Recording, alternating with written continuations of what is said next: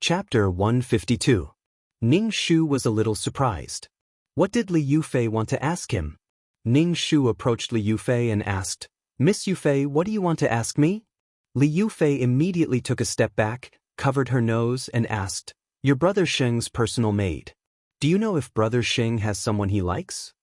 Ning Shu blinked her panda eyes and raised her eyebrows that were as thick as caterpillars. She said in surprise, "Why do you ask, Miss Yufei? Your young master's true love." "No, what I mean is that Miss Yufei is the person young master likes." Ning Shu's words pleased Li Yufei. Li Yufei smiled and glanced at Ning Shu coquettishly. Ning Shu was flirted by her gaze. She wasn't Qi Sheng. Why was she showing such a seductive look to him? "Of course I know brother Sheng has me in his heart." Li Yufei's face was flushed. Ning Shu was speechless. She called her over just to say this? Was she trying to attack her? But the smile on Li Yufei's face dissipated a little. She looked at Ning Shu and said, "But I feel that there's someone else in brother Sheng's heart. I can feel it very keenly." A woman's intuition was really scary, and it was all true. Ning Shu waved his hand and said, "Miss Yufei, you're thinking too much. If you have this feeling, it's nothing more than that." "What's that?" Li Yufei frowned and looked at Ning Shu. Ning Shu stomped her feet shyly and covered her face as she said, "Oh, Miss Yufei, you know." Li Yufei's face darkened as she said, "If you have something to say, just say it." "Ahem." Ning Shu coughed and said, "Miss Yufei, do you feel a little bored in bed and think young master is tired of you?" "What are you talking about?" Li Yufei's face flushed red, and she was extremely shy. Ning Shu thought, "I didn't see you shy when we were having sex. Your shy look is really annoying. Don't all men like novelty?" Ning Shu grinned at Li Yufei. Li Yufei looked at Ning Shu and asked, "What do you have in mind?" "If you want to capture a man's heart, you have to make him unable to stop," Ning Shu said in a very experienced manner. Li Yufei looked at Ning Shu and said, "Why can't you stop? I feel like you're quite experienced." "Ahem, Miss Yufei, you're so annoying." Ning Shu covered his face with a handkerchief. "I'm just a so..." Li Yufei narrowed her eyes. "In that case, you'll be my maid from now on. I'll tell brother Sheng." How did she become Li Yufei's maidservant? Life was full of ups and downs. He thought he still had to go back and wash the toilet bowl. "Go ahead, tell me your experience," Li Yufei said very grandly. "As long as the matter is done well, there will be many benefits for you." Ning Shu was speechless. He braced himself. Ning Shu smiled very wretchedly. He patted his chest and said loudly, "Miss Yufei, leave this matter to me. I'll definitely do it properly." Li Yufei hummed arrogantly. At night, Qi Xing came to find Li Yufei. When he saw Ning Shu standing by the door, he asked sternly, "Why are you here? Aren't you a servant? Why are you here?" Ning Shu said lightly, "I'm now Miss Yufei's maid."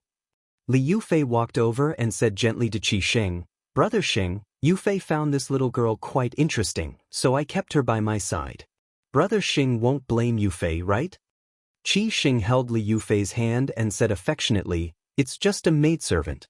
As long as you're happy, it's fine. But this maidservant is very stupid.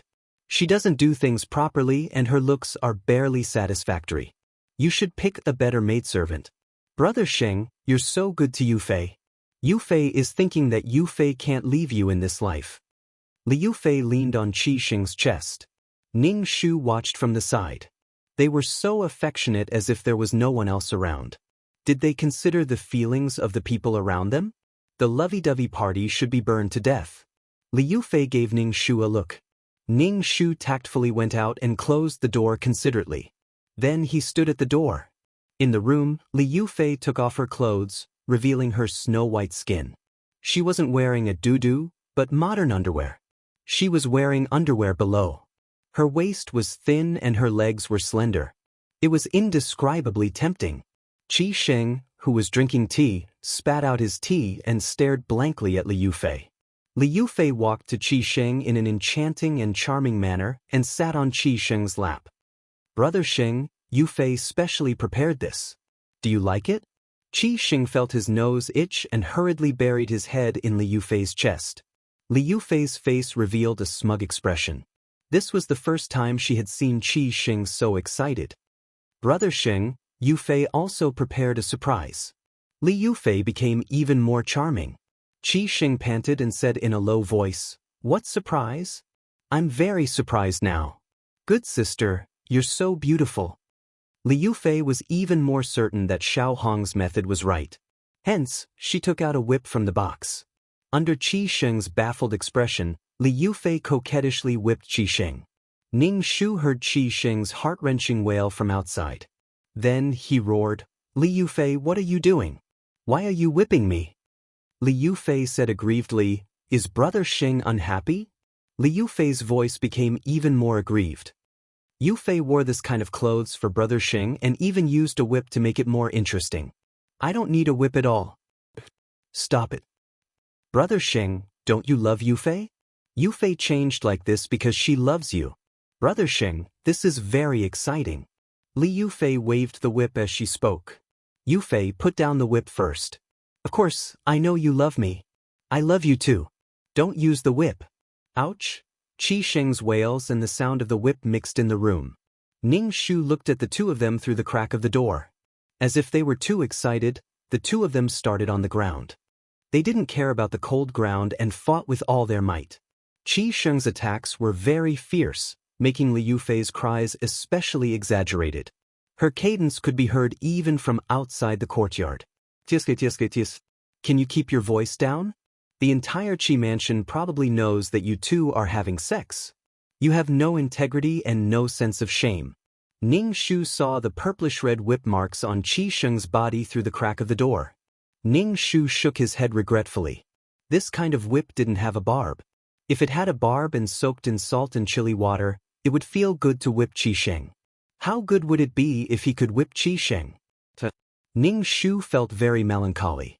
He suddenly missed the time when he had infinite strength. Chapter 153.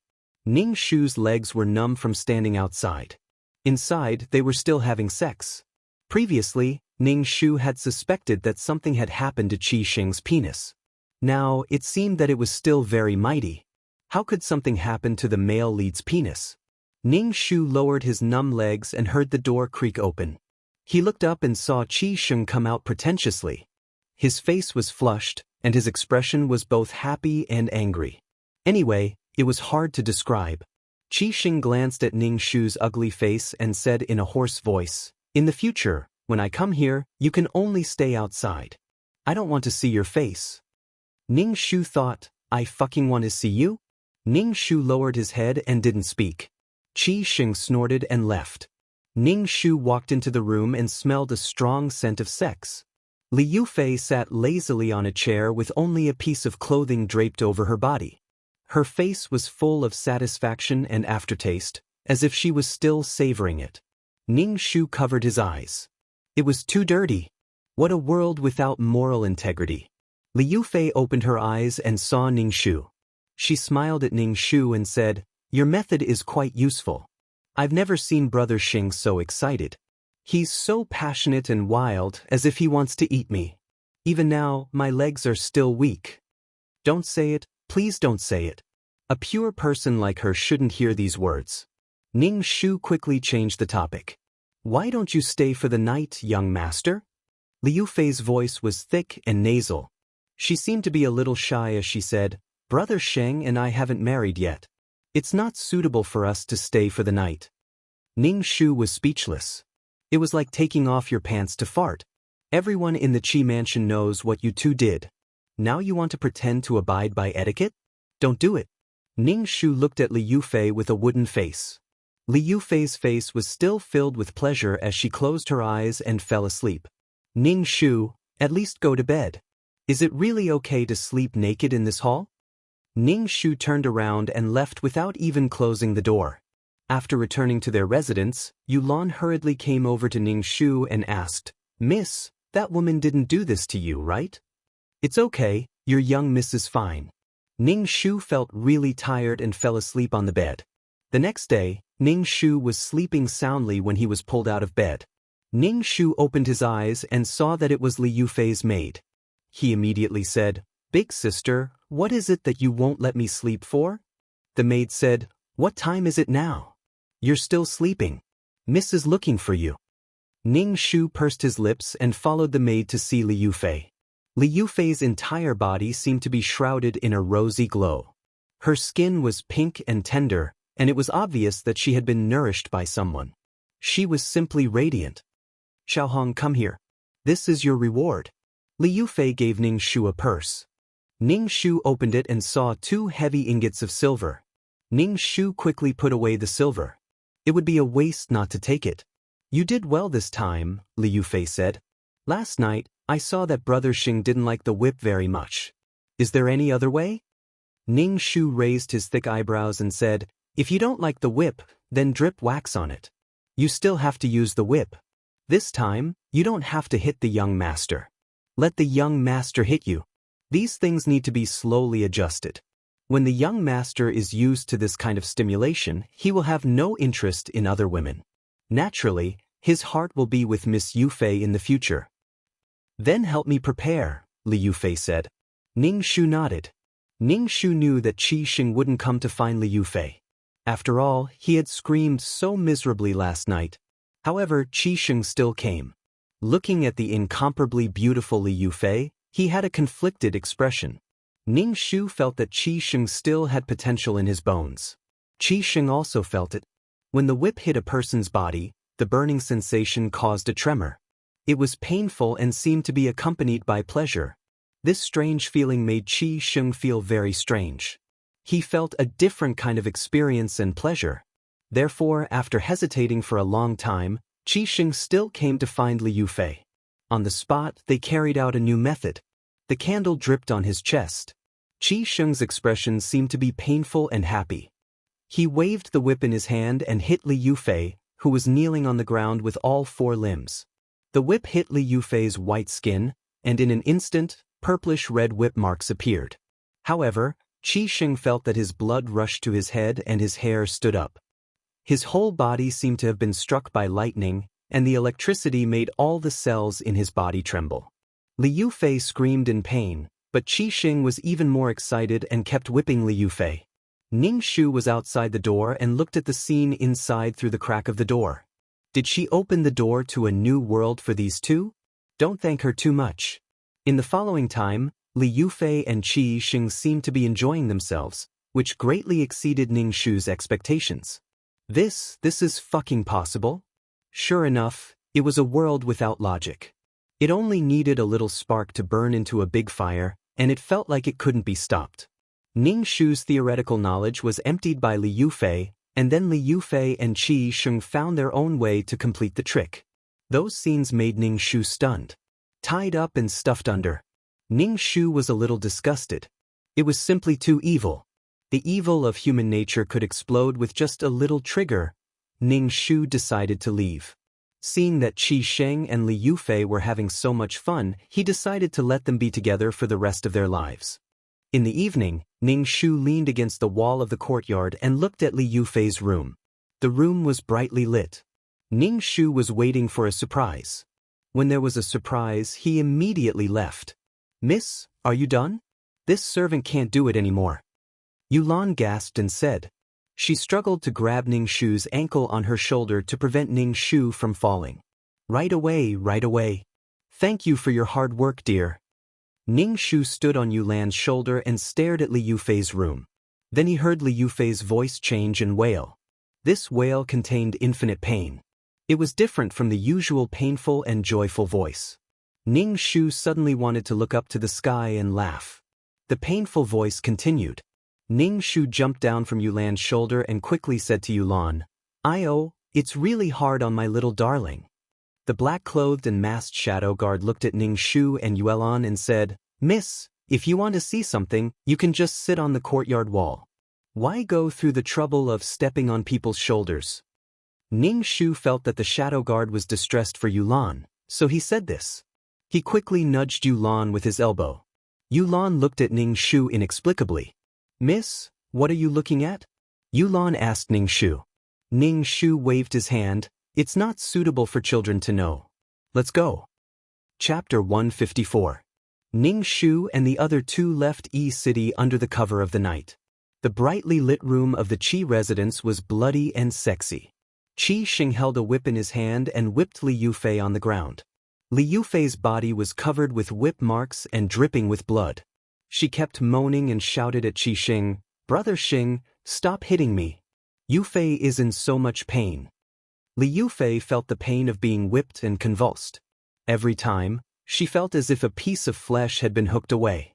Qi Xing's eyes were red, but he was even more excited. He panted and comforted Li Yufei, "It's okay. Does it feel good? Yufei, I love you more and more now. I love you so much that I can't wait to whip you to death." Li Yufei was furious. Her body was in so much pain that she wanted to die. She smiled at Qi Xing and said, "Brother Xing, give the whip to Yufei." Li Yufei took the whip and whipped Qi Xing fiercely. Qi Xing was in pain and pleasure. In the end, the two of them hugged each other with all kinds of excitement. Ning Shu sat in the carriage and whistled leisurely. He looked in the direction of the city and was very happy. He estimated that Li Yufei's snow-white skin would be ruined. As for whether her face would be hit by the whip, Ning Shu didn't know. She had specially made this whip. It had tiny barbs. Moreover, this whip had been soaked in salt and chilly water. If one was hit by the whip, the wound would probably be inflamed. It would be very normal for it to leave a scar. Ning Shu still remembered that Mu Yanluo was disfigured by Li Yufei. This was an eye for an eye. Ning Shu wiped off the heavy makeup on his face and felt that his head had become lighter. He felt very happy. Ning Shu whistled again. "Miss, can you stop whistling?" Yuelon said with a red face. Ning Shu asked, "What's wrong?" "Your whistling is making me want to go to the toilet." Yuelon stammered. Just as Yulan's voice fell, the carriage stopped. Ning Shu mischievously said to Yulan, "Look at how considerate Brother Shadowguard is."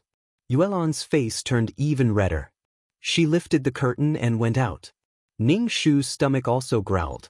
He said to Yuelon, "Let's go together. Your young miss also has a bit of a stomachache. She probably ate too much chicken drumsticks at night." Ning Shu squatted beside Yuelon as the two of them chatted. Ning Shu said to Yuelon, "Miss, you're not young anymore. Have you ever thought about settling down? It's not a good idea to follow your young miss around like this. This servant has always been by Miss's side. Wherever Miss goes, this servant will follow." Yuelon covered her nose and said, "Miss, you should eat less meat in the future. I feel that your stomach has been a little bad recently. It's a little smelly." Ning Shu was speechless. Wasn't it cruel to say such words to a beauty? Beauties were otherworldly. Ning Shu couldn't find anything to wipe his butt with. In the end, he bitterly used tree leaves. He felt that the ancient times were really bitter. Next time, he would just buy rice paper to wipe his butt. The burrs on the leaves were really prickly. When they returned to the carriage, the shadow guard Ning Shu, who was driving the carriage, asked, "Where are we going now?" "Let me think." Shin Qingqing also didn't know where the scholar with a belly full of wisdom was. In the plot, Qi Xing sent the disfigured and dying Mu Yanluo away. But he didn't expect that as soon as Mu Yanluo left, Li Yufei would send a thug to kill Mu Yanluo. Mu Yanluo lost her footing and fell off a cliff. She was rescued by a scholar and brought home. Where was that remote village? Ning Shu didn't know. Or did he want her to jump off a cliff again? "Miss, where are we going?" the shadow guard asked. "How the fuck do I know where to go?" Ning Shu said directly, "Go straight on this road. When you reach a fork in the road, turn left. Then keep turning left. When you see a village, go in." The shadow guard was speechless. Ning Shu was so capricious. No matter what, the male and female leads would meet each other. Yulan asked worriedly, "Miss, what if we get lost?" "It's okay. There are always some shining existences guiding your miss forward." Ning Shu supported her chin and said. Yulan was confused and shook her head. "I don't understand." Ning Shu seemed to think of something and said to the shadow guard, "Do you have paper on you?" "Miss, what do you need paper for?" Yulan asked. "I'm used to using paper. I'm not used to using leaves." Ning Shu said. Yuelan's eyes immediately filled with tears as she said sorrowfully, "Miss, you used to use paper. Now that it's your turn, Master will definitely feel very distressed. Miss, are leaves comfortable to use? Find a smooth stone, it's much more comfortable than leaves. Ning Shu covered her face. She was just borrowing toilet paper. Why did it lead to such a dirty topic? She felt like she was going crazy. Ning Shu and Yulan talked and fell asleep. They leaned against each other and fell asleep. The sound of the horses' hooves was very rhythmic. The wilderness at night was very quiet. Occasionally, there would be two strange bird calls. Ding ding ding ding ding. Li Yufei's abuse points are 100. Qi Sheng's abuse points are 100. 2333's voice sounded in Ning Shu's mind. Ning Shu stretched and showed a happy expression. Li Yufei's abuse points were 100. Her skin was probably ruined. As for how Qi Sheng's abuse points came about, Ning Shu didn't know. His skin was probably ruined like Li Yufei's. In fact, Qi Sheng's abuse points were because he found that the maid named Little Red was missing the next day. He searched the whole Qi mansion but couldn't find her. Qi Sheng felt a sense of loss in his heart. This feeling had nothing to do with love. It was because he found out that he missed a pearl covered in dust. It was a kind of anger that scratched his heart and lungs. Qi Sheng guessed that this person named Little Red must be Mu Yanluo. She suddenly ran away, which made Qi Sheng very angry. He went to ask Li Yufei where Little Red was, but Li Yufei was busy saving her skin. The whip marks all over her body were inflamed and swollen. She didn't care about Little Red. Moreover, Li Yufei hated Little Red in her heart. Their props were all prepared by Little Red. This whip suddenly had a barb, and so much material was added. Now that Little Red had run away, Li Yufei didn't even want to talk about Little Red. Qi Sheng was very angry, but he couldn't directly tell Li Yufei that Little Red was Mu Yanluo. Qi Sheng still couldn't bear to part with Li Yufei, especially since they had a common hobby. Qi Sheng couldn't forget Mu Yanluo. He even imagined Mu Yanluo's white and flawless skin blooming with blood under his whip. Just thinking about it made Qi Sheng tremble all over, and a look of enjoyment appeared on his face. As he thought about it, Qi Sheng became excited. He pulled Li Yufei up from the bed and put the dog muzzle around her neck. He said to Li Yufei, "Come on, bark like a dog." Li Yufei's whip wounds hadn't healed yet. She felt a burning pain when her clothes rubbed against them. But when Li Yufei saw Qi Sheng's evil appearance, her body began to heat up and tremble. Chapter 155. Ning Shu and the others wandered around for a long time. Ning Shu was a little confused. Why hadn't they found Brother Shu Xing after such a long time? Where had the attraction between the male and female leads gone? Where had the plot gone? Ning Shu lifted the curtain and said to the secret guard driving the carriage, "Is there a place to rest?" The secret guard covered his face with a black cloth. Only his eyes and forehead were exposed. He looked at Ning Shu and said, "I haven't found a village yet." Ning Shu frowned. Yuelan said, "Miss, why don't we turn right? If we can't find it, we'll turn right." Ning Shu was speechless. "Forget it, I'm a little tired. Let's set up camp." Ning Shu waved his hand and said, "The secret guard said, there's no need to go through so much trouble. There's no need to set up camp. You and Yuelan can rest in the carriage. I'll find a tree to sleep in. But I don't want to sit in the carriage anymore. I've been in the carriage for so long. I want to lie down and sleep for the night," Ning Shu said with a bitter face. In the carriage, he felt that he couldn't straighten his hands and feet. He felt very tired. The secret guard looked at Ning Shu with a gaze that said, "You're a princess again." Ning Shu was a little annoyed by the secret guard's gaze. He said, "There's only the three of us. Why are you covering your face? Do you know that you're very attractive like this? We have to keep a low profile." "How can we keep a low profile when you look like you want to rob the rich and give to the poor?" The secret guard didn't say anything, nor did he take off the black cloth. Then, he went to find a place to set up camp. Ning Shu covered his heart and looked hurt. He said to Yuelan, "Your secret guard is so cold." Yuelan said with a straight face, "Miss, the secret guard doesn't belong to this servant's family. He belongs to your family." Ning Shu was speechless. The secret guard was still more caring. He even roasted some game for Ning Shu and Yuelan. The shadow guard handed over something that looked like a chicken or a pigeon. Ning Shu quickly reached out to take the roasted chicken, but the shadow guard turned his hand and handed it to Yulan. Yulan was stunned at first. She took the roast chicken and saw Ning Shu's awkward look. She handed the roast chicken to Ning Shu and said, "Miss, why don't you eat first?" Ning Shu's face trembled as he reluctantly said, "No need, you can eat it. This is from Brother Dark Guard." "Miss, please eat." Yulan, Ning Shu said. "Ning Shu, I'm really not eating." Yulan, "Miss, you should eat. This servant knows that you like to eat meat recently." Ning Shu, "No need, you can eat it. Big Brother Dark Guardian gave it to you." Yulan, "Why don't we share it?" Ning Shu's face twitched violently. It was a skinny chicken. As for this, Ning Shu stuffed the chicken into Yulan's mouth. "I told you to eat, so eat. Why are you talking so much nonsense?" Yulan gnawed on the fragrant roast chicken. Ning Shu said, "Miss, it's quite fragrant. No wonder Master likes to eat game so much. It's very fragrant. Miss, wait a moment. The secret guard is about to finish roasting it." Ning Shu stared at the roast chicken in the secret guard's hand and swallowed his saliva. Suddenly, the secret guard threw the roast chicken into the fire. Then, he pulled out his sword and pointed it at a certain place. He shouted loudly, "Who is it?" Yuelan threw away the roast chicken in her hand that had only bones left and righteously stood in front of Ning Shu. She imitated the cool tone of the secret guard brother and shouted loudly, "Who are you? Come out and die. Don't even think about hurting my family's young miss." "Ning Shu, why did you expose your miss?" Ning Shu quickly covered his face with a veil, only revealing a pair of eyes. After a series of rustling sounds, a man wearing a green robe with a bamboo basket on his back walked over. He cupped his hands and said politely, "I didn't mean to disturb you. It's just that the sky is a bit dark and I want to borrow some fire." Ning Shu slightly narrowed his eyes and looked at the man. It was too dark to see clearly, but he spoke politely.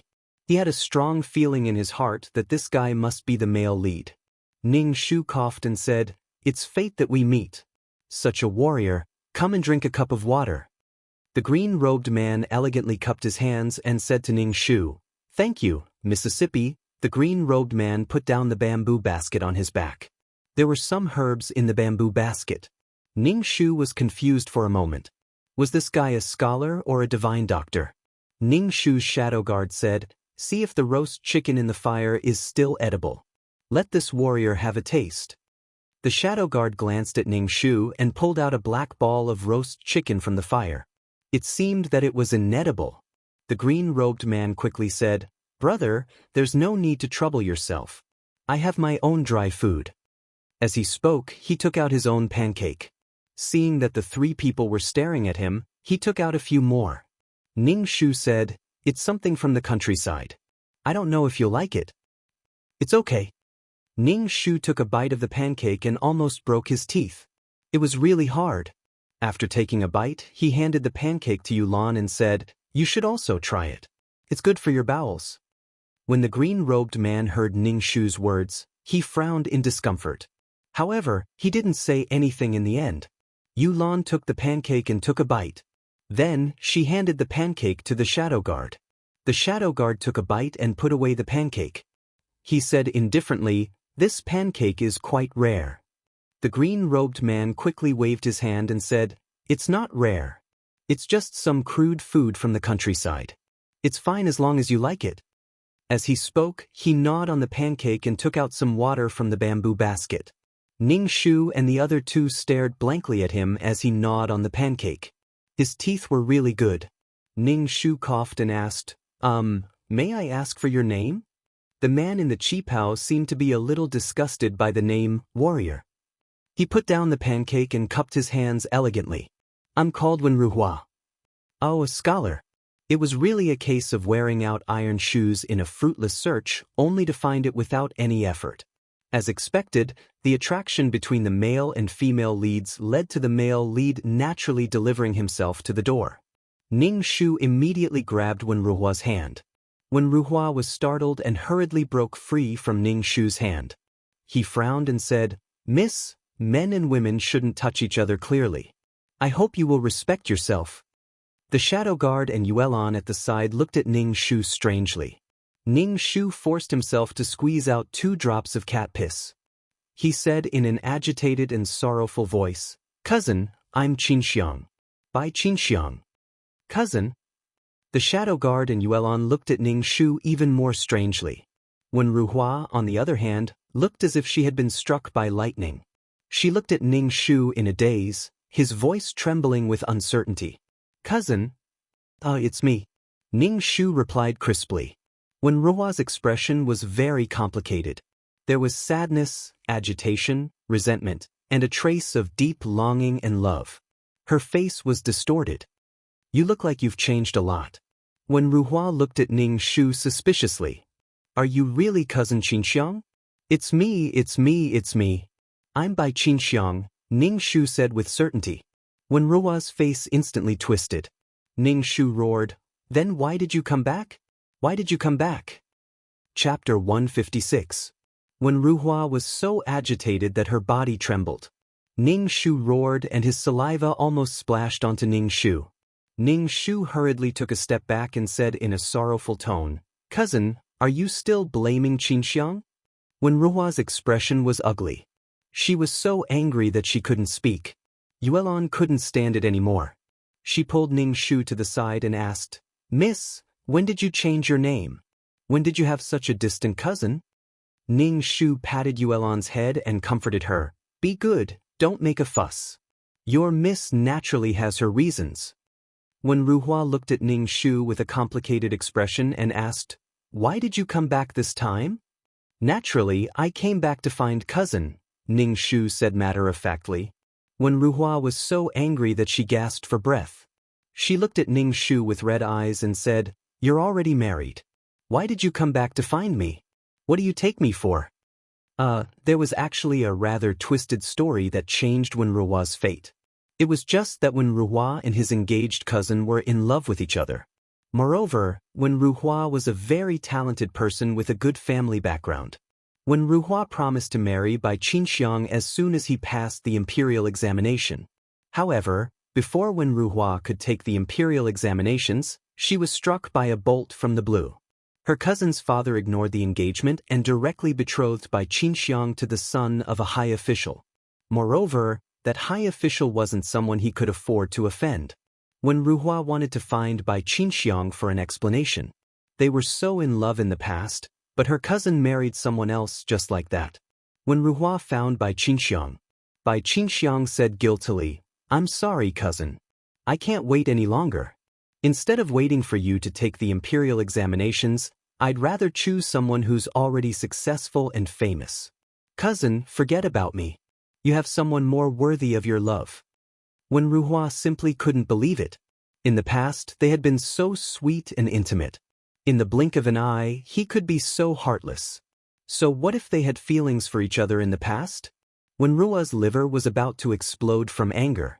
Women were all vain sluts, and those officials were all tyrannical executioners who brought misery to people's lives.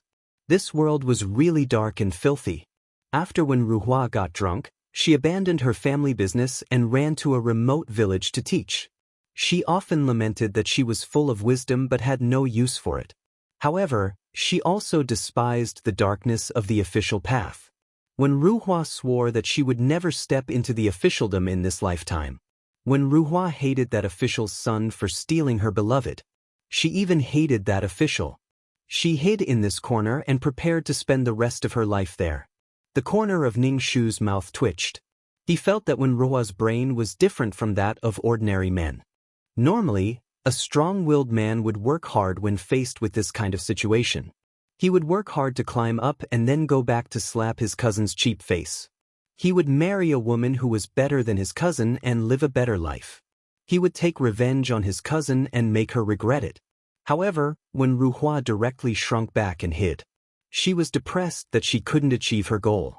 She was extremely pretentious. Even Ning Shu didn't like this man. A man's responsibility and wisdom were undoubtedly revealed when something big happened. However, Wen Ruhua was clearly the kind of person who didn't have much responsibility. Sometimes, he felt that she was quite childish and quite a bit of a narcissist. Why don't you say something? Why did you come back? Did that official's son abandon you? You're not a pretty girl to begin with, so of course he's tired of you. Wenrua's voice was a little shrill, as if she was venting her anger. Ding, abuse points 20. Ning Shu moi, did you miss your family? 2333's voice sounded in Ning Shu's mind. Ning Shu, scram. A woman who doesn't mean what she says. 2333 coldly snorted and disappeared. Say something. Why didn't you say anything? Why did you come back to me? Did you think that I would still accept you? I was tricked by you once. I won't be tricked by you a second time. Wenruhua screamed hysterically at Ning Shu. Ning Shu was communicating with the system in his mind. Wenruhua's screams were almost deafening. Ning Shu couldn't help but dig his ears. Previously, Wenruhua looked like a scholar. Why was he acting like a chunibu now? Young man, your image has been ruined quite a bit. Hey, who are you? How dare you say such things to my young miss? Do you believe that I'll let the young miss's secret guards poke you into a sieve? Yu Lan and Wenruhua retorted, know your identity. Our young miss is not someone you can casually criticize. Wenruhua's face showed a bitter expression. She revealed a mocking and self-deprecating smile and said lightly, yes, who am I? Of course, I can't compare to you, the wife of an official. Yu Lan looked at Wenruhua as if she was looking at an idiot. Didn't he even suspect that her miss was her cousin? He didn't even try to verify it before roaring loudly here. Seriously. She felt that there was something wrong with his brain, and it was quite serious. The secret guards couldn't stand it anymore. Ning Shu asked, young miss, do you want to get a tent for your cousin? Before Ning Shu could open his mouth, Wenruhua immediately shouted, no need, Bai Qinxiang. I don't need your charity. I'll sleep outside. Ning Shu was speechless. She was so stubborn. Ning Shu thought that Wenruhua would just leave. Sleeping outside showed that she had a backbone? Ning Shu yawned. He really didn't want to argue with Wenruhua anymore. He pulled Yu Lan into the tent and said, turn off the lights and sleep. Wenruhua looked at the tent with a complicated expression. It was as if she wanted to see through the tent. The secret guards only glanced at Wenruhua. They took a rope and tied it between two trees. Then they slept on the rope like Xiaolongnu. However, they didn't have Xiaolongnu's elegant beauty. The secret guards were only frightened. Wenruhua saw that no one was paying attention to her. She leaned against a tree and stared blankly at Ning Shu's tent. Wenruhua stared until her eyes were red. From time to time, she would grind her teeth. In the quiet night, she looked particularly gloomy. Ning Shu was sleeping soundly in the tent with Yu Lan in his arms. He didn't know that Wenruhua was pacing back and forth outside the tent after a sleepless night. Even if Ning Shu knew, he wouldn't care. However, Wenruhua's heart was much more irritable. She couldn't help but wonder what happened to Bai Qinxiang. Why did she come back to find her? What did she think of her? Why did she abandon her just like that? Why was his heart still so unsettled? Why was he affected by this vain woman? Wenruhua paced outside the tent for the whole night. In the morning, she saw Ning Shu stretching comfortably. The anger that she had suppressed for the whole night was about to explode. However, when she saw Ning Shu's eyes under the veil, she was stunned. Chapter 157. Wenruhua looked at the exposed eyes and was stunned. She asked, Bai Qinxiang, why are you so different from before? Are you not Bai Qinxiang? It was dark and she was wearing a white veil. Wenruhua could not see her face clearly. Now, Wenruhua felt that this was not her cousin. Bai Qinxiang could only be considered delicate and pretty. She was not very tall. However, the person in front of her was tall and elegant. Obviously, this was not Bai Qinxiang. Ning Shu raised her eyebrows and said calmly, Cousin, I am Bai Qinxiang. I know that I broke the promise between us. But now, I have received my retribution. Wenruhua frowned. The person in front of her was not Bai Qinxiang. However, she seemed to know about her and Bai Qinxiang. What was going on? Wenruhua was dumbfounded. Ning Shu held her face in her hands and said, Do you feel that my eyes have become watery and that I've grown taller? After all, I married into a rich family. Eating sea cucumbers, abalone wings, and bathing in milk every day is very normal for there to be changes. If you eat well, you will naturally develop a second spring. Bai Qinxiang was only 15 or 16 when she married. If the real Bai Qinxiang stood in front of Wen Ruhua might not even recognize her. Are you showing off your rich and noble life to me? Wen Ruhua looked at Ning Shu coldly. Then why did you come back to me? Ding. Abuse points 20, current abuse points 40, 2333 said excitedly. Oh, not bad. You have 40 abuse points in one night. Ning Shu, do well. Maybe we will make a fortune this time. Ning Shu said, get lost. Humph, heartless woman. I hate you. Don't you ever see me again. As 2333 wiped his tears, Ning Shu heard 2333's simulated footsteps in her head. 2333 yelled at Ning Shu, stop me. Stop me. Ning Shu, get away from me. Ning Shu looked at Wen Ruhua, who hadn't slept the entire night and looked very haggard. His green robes were stained with dust and grass, his face was haggard, and the stubble on his chin had turned blue. This image was too tragic. Wen Rua's heart ached when her cousin married another man out of vanity. Ning Shu's casual words triggered the pain in Wen Rua's heart. This was the unbearable pain that Wen Ruhua buried deep in her heart. Ning Shu felt that Wen Ruhua was both pitiful and hateful. She was a weak and incompetent person who couldn't take any blow and even gave up on her own life. She had no sense of responsibility at all. How could such a man become the male lead? He reckoned that he would have to share Mu Yanluo with the other 7 men in the future. Ning Shu would feel that he was being bullied. These male leads were either powerful, rich, or highly skilled in martial arts. They were neither good nor evil. But Wen Ruhua felt that it was completely meaningless. Even if she read a lot of books, it was useless. If she couldn't get the female lead, she would have to fuck herself. Ning Shu's imagination ran further and further away, and he felt that he couldn't pull it back. Wen Ruhua grabbed the bamboo basket and prepared to leave. Ning Shu hurriedly asked, where are you going? Wen Ruhua said coldly, naturally, I'm going back. Ning Shu said, I'll go with you. Wen Ruhua immediately roared, Bai Qinxiang, I'm not something you can throw away as you wish. You're wasting your time. Ning Shu didn't care about Wen Ruhua's attitude at all. He got into the carriage and followed behind Wen Ruhua. Wen Ruhua was so angry that she quickened her pace. But how could her 2 legs outrun the 4 legs of a horse? Even if Wen Ruhua's 3rd leg was added, it was useless. Wen Ruhua really couldn't do anything about the people behind her. She could only let them go and ignore them. Yuelon lifted the curtain and looked at Wen Ruhua in front of her. Ning Shu asked, Miss, is there something wrong with that person's brain? There's nothing wrong with her.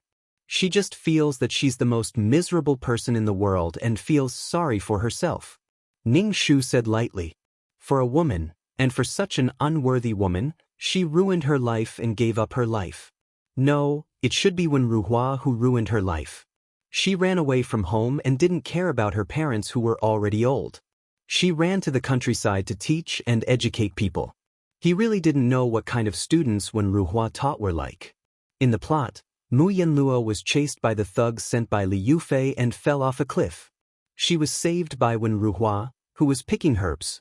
Although she survived, Mu Yanluo's face was disfigured and her body was mottled with traces of torture. It was simply unbearable to look at. The world's most beautiful woman became an ugly person. Mu Yanluo could only light a mask and cover her head every day. Her face was covered and only her eyes could be seen. Mu Yanluo's heart was only numb to her disfigurement. She even let it be. Everything was because of her appearance and she had suffered such a thing. After Mu Yanluo recovered from her injuries, Wen Ruhua didn't drive her away. The 2 of them lived like this. Their relationship was ordinary. Mu Yanluo was grateful to Wen Ruhua for saving her. She helped Wen Ruhua with some housework, chopping firewood, cooking, and washing clothes. Just like that, they settled down. Sometimes, Mu Yanluo would send food to the school. She was ridiculed by Wen Ruhua's students as ugly. Some bold and naughty students even threw stones at Mu Yanluo. Wen Ruhua despised Mu Yanluo for embarrassing herself. She couldn't be a person in front of the students and couldn't establish her prestige in front of the students. She forbade Mu Yenluo from coming to the school in the future. Otherwise, she would drive her out. Mu Yenluo was very sad. From a beautiful woman to an ugly person, the difference was too big. Although Mu Yenluo's face was disfigured, her exposed eyes were very charming. They were as clear as water, flickering with a burning light. Just a glance at them would make one's bones go soft. Because of these eyes, Mu Yenluo was fancied by the village head's son. This village bully was also desperate. He directly said that although her face was disfigured, her eyes were still very beautiful. She was a woman after all. Once the lights were turned off and the quilt was turned off, she would be the same as a woman. When Ruhua heard about this, she ridiculed Mu Yenluo. She said that Mu Yenluo couldn't stand loneliness even though her face was disfigured. Did all women like to hook up with powerful men? The village head's son was definitely someone with power and influence in this village. He reminded Ruhua of her cousin, the one who betrayed her and became a rich madam. Women were all so ungrateful. Ruhua and the village head's son didn't get along. If it weren't for the fact that Ruhua was the only teacher in the village bully would have long wanted to kill this ignorant Ruhua. Ruhua hated people with power and couldn't see eye to eye with this village bully.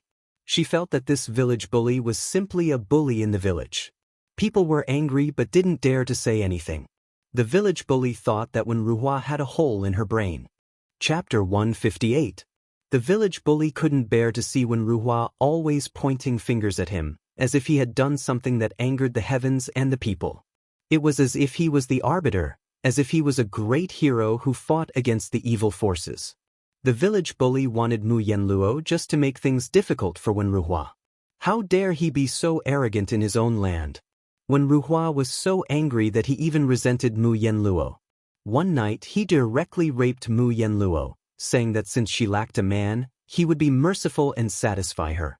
However, Ruhua despised Mu Yenluo. When he found out that Mu Yenluo wasn't a virgin, he despised her even more. He finished in a hurry and didn't forget to despise Mu Yenluo, who was lying on the Kong bed while pulling up his pants. After having sex with Mu Yenluo, Ruhua seemed to be in the right. He straightened his chest and said, "So what if you're the village bully? Even if you want to have sex with Mu Yenluo, you're just going to have sex with her used shoes." Mu Yenluo didn't expect that she would still have such a fate after being disfigured. She still had to be treated like this by a man. In an instant, Mu Yenluo wanted to die. Mu Yenluo directly hung herself from the beam, but Ruhua saved her. Ruhua threatened that if Mu Yenluo wanted to die, she would give her to the village bully. Even her corpse would be given to the village bully.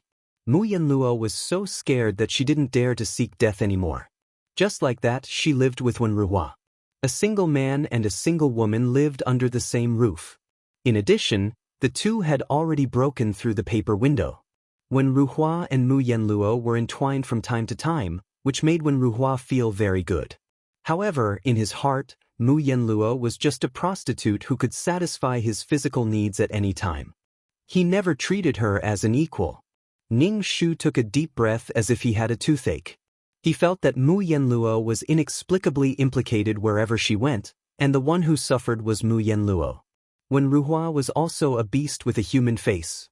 What kind of ability was it to bully a disfigured woman? He even despised her while doing it. Later on, the village bully felt that Mu Yenluo was too pitiful after being bullied by Ruhua, so he told Mu Yenluo to send her away. Ruhua, who had just returned from the school, saw the village tyrant and Mu Yenluo pulling each other. She immediately misunderstood and rushed into the central room. She pulled out her ancestral sword and randomly slashed at the village tyrant. As a result, in the chaos, she directly stabbed Mu Yenluo in the stomach. At this time, Mu Yenluo was pregnant and was bleeding profusely from head to toe. Ruhua was scared out of her wits. Mu Yenluo, whose heart was as dead as ashes, fell and jumped into the river outside the house. The villagers searched for her body for several days but couldn't find it. Ruhua was so dispirited that she wanted to die. Only when Mu Yenluo disappeared did Ruhua realize that she had fallen in love with Mu Yenluo. This was the second blow in her life. Ruhua wanted to jump into the river. In the end, he was stopped by the village chief, who blabbered on and on about how the children in the school needed him. Without him, the children wouldn't know what to do. Then when Ruhua said in her heart, "Yen Luo, because someone needs me, I can only live in this world. When the time comes, I will come and find you. I love you," blabbered on. Ning Shu not only gasped for air, but also kept wiping the cold sweat on her forehead. Seeing Ning Shu's face full of cold sweat, Yuelon hurriedly took out her handkerchief and helped wipe the sweat. She asked, "Miss, what's wrong?" "I was scared stiff," Ning Shu said with a toothache. The weak scholar was as vicious as a murderer. Yuelon hurriedly looked left and right. Her face was a little pale. She stuck close to Ning Shu and asked with trembling teeth, "Miss, what did you see? Don't scare me." Ning Shu pushed Yuelon away and said in a bad mood, "How can there be a ghost in broad daylight?" Yuelon immediately breathed a sigh of relief. "Yes, it's broad daylight. What scared you? She's just a child. Don't ask." Ning Shu lifted the curtain and saw Wen Ruhua walking in front of him. His speed was a little slow, so she guessed that he had left. "Cousin, do you want to get on the carriage? You're a scholar. You must be tired after such a long journey." Ning Shu shouted at Wen Ruhua. Wen Ruhua stopped and turned to look at Ning Shu. She asked with a cold face, "How long are you going to follow me?" "Bai Qinxiang, there's no relationship between us anymore." "Of course there's no relationship. The real Bai Qinxiang is enjoying life and has long forgotten about you. You're thinking too much." Ning Shu said, "Wherever you go, Qinxiang will follow. Now, Qinxiang has nowhere to go, so I can only look for you." When Ruhua was so angry that her body was trembling. Her face was ashen, and she looked at Ning Shu with a lingering and hateful gaze. "Get on, cousin." Ning Shu smiled and said to Wen Ruhua. Wen Ruhua waved his hand and said coldly, "Men and women shouldn't interact so clearly. I won't get on the carriage. I'll sit outside." When Ruhua put down the bamboo basket on her back and hugged it to her chest. She sat beside the secret guard. Ning Shu was speechless. Ning Shu felt that Wen Ruhua's way of thinking was very strange. If she had a backbone, she wouldn't get on the carriage. Did she think that sitting outside was an act of backbone? Or was she used to finding excuses for her actions? Ning Shu rolled his eyes and put down the curtain. He said to Wen Ruhua through the curtain, "Cousin, why are you picking herbs? Don't you even have the money to buy herbs? Why do you have to pick herbs so painstakingly?" Ding. Abuse points, 10. Current abuse points, 50. Ning Shu raised his eyebrows. He had hurt Wen Ruhua again. This cousin's identity was simply a weapon of mass destruction. A casual word of disdain could cause damage to his scholarly cousin's heart. Wen Ruhua snorted coldly, her tone full of sarcasm. "How can a rich madam like you understand the lives of ordinary people like us? Although I'm poor, I'm earning my own living. At least I'm better than some people who betray their trust and earn their wealth. Since you can't stand it, why are you following me?" Look at how righteous she sounded. If it wasn't for the abuse points, Ning Shu would have thought that Wen Ruhua really didn't care about it. Wen Ruhua probably cared about it to death. His fiancée left him because of glory and wealth. Money and power were the pain in Wen Ruhua's heart. She wanted to obtain them, but she was very repulsed by them. Ning Shu rolled his eyes again. He felt that her brain had become abnormal after reading so much. Everyone said that reading was wise, but Ning Shu felt that Wen Ruhua was becoming more pedantic the more she read. Other people absorbed the essence from reading, but Wen Ruhua absorbed the dregs from reading. To say that Wen Ruhua was full of wisdom was an exaggeration. He was just good-looking and had the temperament of a weak scholar. He was different from other cool and domineering male leads. Chapter 159. The carriage sped along the sandy road. No one spoke in the carriage, and the atmosphere was heavy. When Ruhua looked at the masked secret guard beside her, he had a murderous aura and a cold look in his eyes. It was obvious that he was a highly skilled martial artist. Bai Qinxiang and he were in two different worlds. Bai Qinxiang now had guards and maids when she went out. She really looked like a noble lady. Ning Shu and Yuelon fell asleep in the carriage. It was easy to doze off when the carriage was rocking. Ning Shudu woke up from her nap. She lifted the curtain and asked Wen Ruhua, how far is it from your village? You can run so far just to pick herbs. You're pretty good at running. Hearing Ning Shu's words, Wenrua's face flushed red and then turned pale. She said coldly, "It's none of your business where I go to pick herbs." Ning Shu ran his fingers through his hair and said indifferently, "You probably picked all the herbs around the village. That's why you ran so far. Cousin, I thought you'd be fine after leaving me. I didn't expect you to be so down and out." Wenrua's face flashed with different colors. She was so angry that her chest was heaving up and down. Ding. Abuse points, 10. Current abuse points, 60. Ning Shu thought, "Damn, I like this feeling of love and hate." Ning Shu pursed his lips and put down the curtain.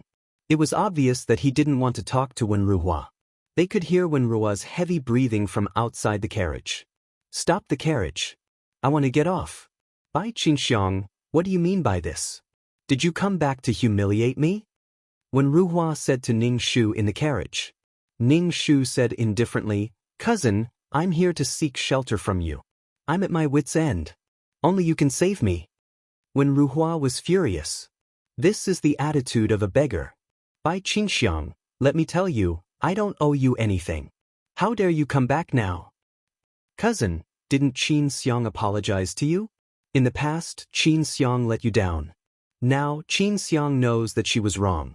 Knowing that cousin didn't go for the imperial exam because of Qin Xiang felt touched and guilty. That's why Qin Xiang came back this time to urge cousin to study and then go for the imperial exam." Ning Shu lied. Wenrua's eyes almost popped out of their sockets. How could this woman have the cheek to say such words? Back then, she had left as soon as she said she would. Now, she was back, saying that she would accompany her for the imperial examinations. Wenruhua was so angry that her blood was boiling. How could a woman be so cheap and shameless? Could it be that she had no shame at all? Wenruhua wanted to get off the carriage, but the secret guard didn't stop the carriage.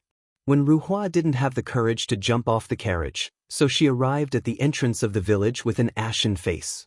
Ning Shu looked at the village with smoke rising in spirals. He turned to Wenruhua and said, "How did you find such a remote village to live in seclusion for the rest of your life? It's not easy." Wenruhua didn't say anything and walked into the village. Ning Shu's secret guard and Yuelan said, "Let's go too. There's a place to rest." The secret guard glanced at Ning Shu and said, "Miss, I'll stay here and guard the carriage. When it's time to eat, you can ask Yuelan to send some food over." That was good too. With the secret guard's appearance, he would probably cause panic if he entered the village. "All right then. Guard our carriage well. We'll need it in the future." Ning Shu brought Yuelan and quickly walked into the village. When they arrived at the entrance of the village, they saw Wenruhua talking to a woman. This woman had a golden hairpin on her head and looked barely passable. When she looked at Wenruhua, her eyes were shining with adoration. However, Wenrua's expression was full of impatience and annoyance. She kept looking back. When she saw Ning Shu showed a good expression for the first time. He gently said to Ning Shu, "Cousin, why are you only here now? I've been waiting for you for a long time." Before Ning Shu could say anything, the woman with the golden hairpins suddenly exploded. She pointed at Ning Shu and asked Wenruhua sharply, "Mr. Wen, who is this woman? What's the relationship between the two of you?" "It's none of your business. Miss He, I hope you won't disturb me in the future.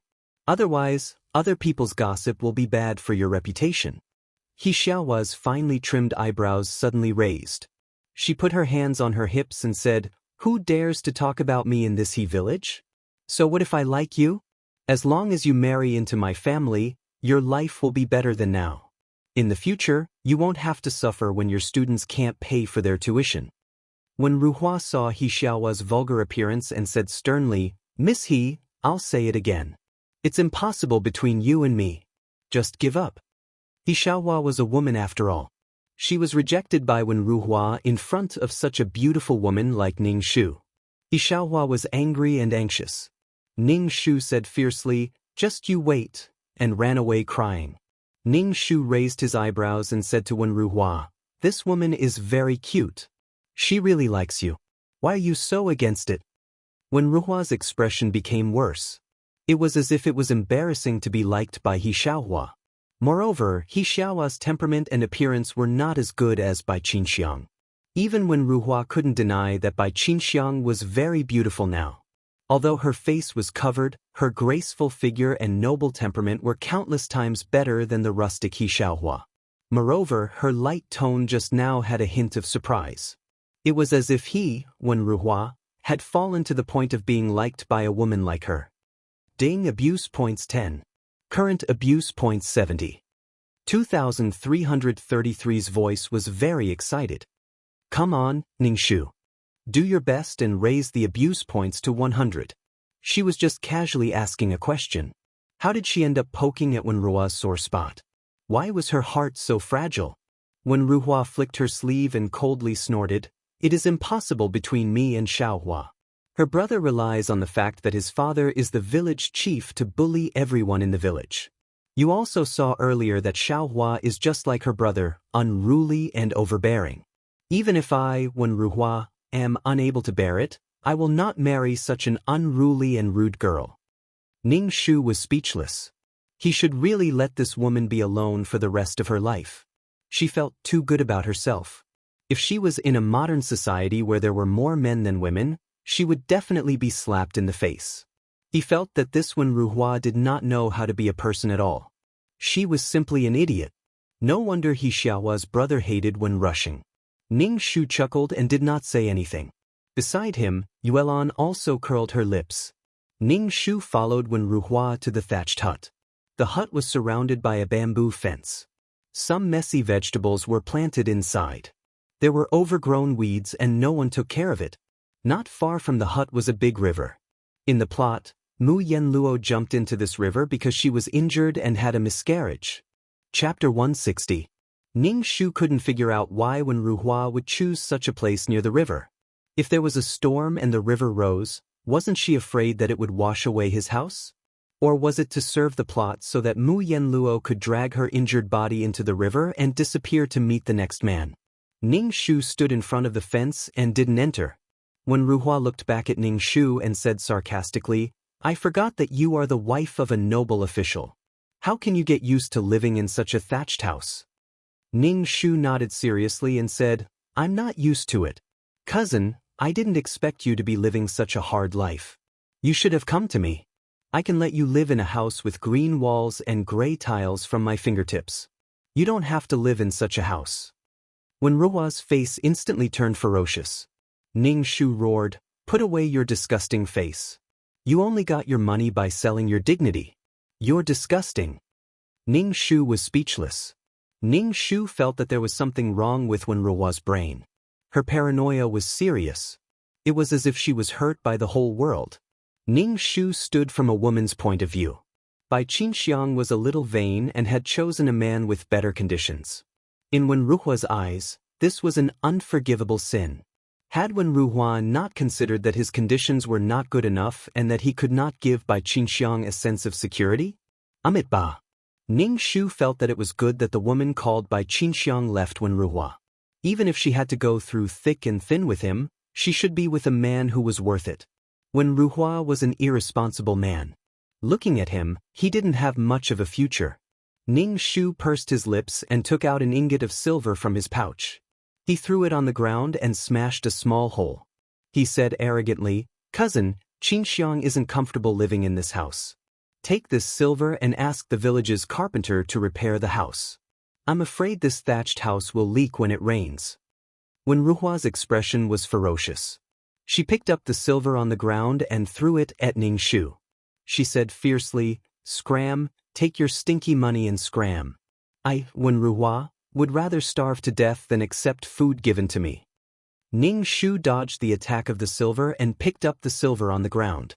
He slowly placed it into the pouch and calmly said, "Qinxiang only saw that cousin was living too hard and wanted to sponsor cousin so that cousin could live a better life. Afterwards, cousin would use the time to dig herbs to study. Cousin is full of knowledge and it would be a pity to bury these things. What does it have to do with you? Ever since you broke the promise between us, I have nothing to do with you. Bai Qinxiang, what identity are you using to interfere in my life now?" When Ruhua heard that Ning Shu was going to sponsor her, Ruhua felt like her heart was being torn apart. He would rather die than accept this woman's money. Even if he looked miserable now, his heart was free and he would not show fear in front of Bai Qinxiang. Ning Shu seemed to compromise and said, "Okay, whatever cousin says is right. Qin Xiang will not let cousin accept Qin Xiang's money. Cousin, where do I live?" When Ruhua saw that Ning Shu had softened and suddenly felt very carefree. Ever since they met, Bai Qinxiang had been acting high and mighty. She said that she came to seek shelter, but her attitude was very bad. She did not have the attitude that one should have when seeking shelter. Ning Shu and Yuelan chose a room. The room was very simple. Ning Shu suspected that the room would be blown away by the wind. Moreover, the room was a little damp. The thatch at the damp part of the wall was wet and rotten. How could anyone live in this kind of room? Yuelan looked around and her face darkened. Ning Shu said, "Miss has never lived in this kind of room since she was in trouble. How can anyone live in this kind of room? There are insects everywhere. They will bite people to death if they fall asleep. It is better to set up a tent in the yard. It is better than this room." Ning Shu sighed. He thought of Mu Yanluo's disfigurement and living in such a place. She had to face Wen Rusheng's cynicism and do housework. She even had to satisfy Wen Ruhua's desires. At that time, Mu Yanluo struggled to live. No wonder she was accidentally injured and had a miscarriage. She jumped into the river. This kind of life was worse than death. Ning Shu wiped his face and said, "Let's set up a tent in the yard. It is not worth it to be bitten by insects." Ning Shu would not let himself suffer. Ning Shu and Yuelan worked together to set up a tent. When Rua's face darkened as she looked at them, she said coldly, "Since you are not used to living in my room, why did you come to me? Aren't you very rich? You can find a better place to live than this place." Ning Shu looked at Wen Ruhua from the corner of his eye and said disdainfully, "Cousin, have you never thought about why I refused to marry you?" Ding. Abuse points, 10. Current abuse points, 80. Ning Shu, hurry up. Faster. Put in more effort. 2333's voice sounded in Ning Shu's mind. Ning Shu said, "Scram." "Why?" When Rusheng said mockingly, "Isn't it because you are vain and broke the promise between us to marry the son of an official? You want to live a good life." Ning Shu waved his hand. No, of course not. If you want to know why, I can tell you. Although you're not bad-looking, you don't pay for your meals with your face. Although you're well-read, you've never taken the imperial examinations. You haven't even taken the imperial examinations. As for the high scholar and elementary scholar examinations, there's no need to talk about them. You've been studying since you were young, but when you got married and started your career, you were still a nobody. You didn't have any scholarly achievements, and the imperial examinations were all level 1, level 1, level 1, level 1, level 1, level 1, level 1, level 1, level 1, level 1. By the time you're done with the examinations, you might not be able to pass many times. At the very least, you should set an example for the children of He Village and let them know that they can make a name for themselves by studying. You've studied so many books, but you live in such a dilapidated house, wear clothes full of patches, and eat food without oil. The children in school think that you're so miserable that studying is useless. What's the point of studying? Do you still have dignity in front of the children? Only when you are strong can people respect you. Power, money, and ability are all signs of strength. Cousin, what do you think you have? I admit that I have betrayed the promise between us, but what you gave me was a promise that was far in the future, an unseen and untouchable promise. Moreover, this promise was illusory to begin with. Am I supposed to give up my down-to-earth life for this illusory promise? Ning Shu looked at Wen Ruhua with a pair of watery eyes. Cousin, am I right? Chapter 161. Cousin, what do you think you have? What do you have? What do you have? Cousin, am I right? Am I right? Am I right? Wen Ruhua's mind was filled with these words. Wen Ruhua staggered and looked at Ning Shu with a hand over her heart. When she met Ning Shu's sincere eyes, she felt the blood in her chest churning. She felt dizzy and her heart felt like it was being squeezed tightly by a pair of hands, as if it was going to explode in her chest. When Ruhua roared word by word, "You're just finding excuses for your betrayal. You're just quibbling. You're quibbling." Blood seeped out of Wenrua's mouth. Bai Qingxiang's words were just mocking her incompetence. She was the one who had betrayed her promise. How could she be so righteous? Ning Shu pursed his lips. Even animals would choose strong males to reproduce.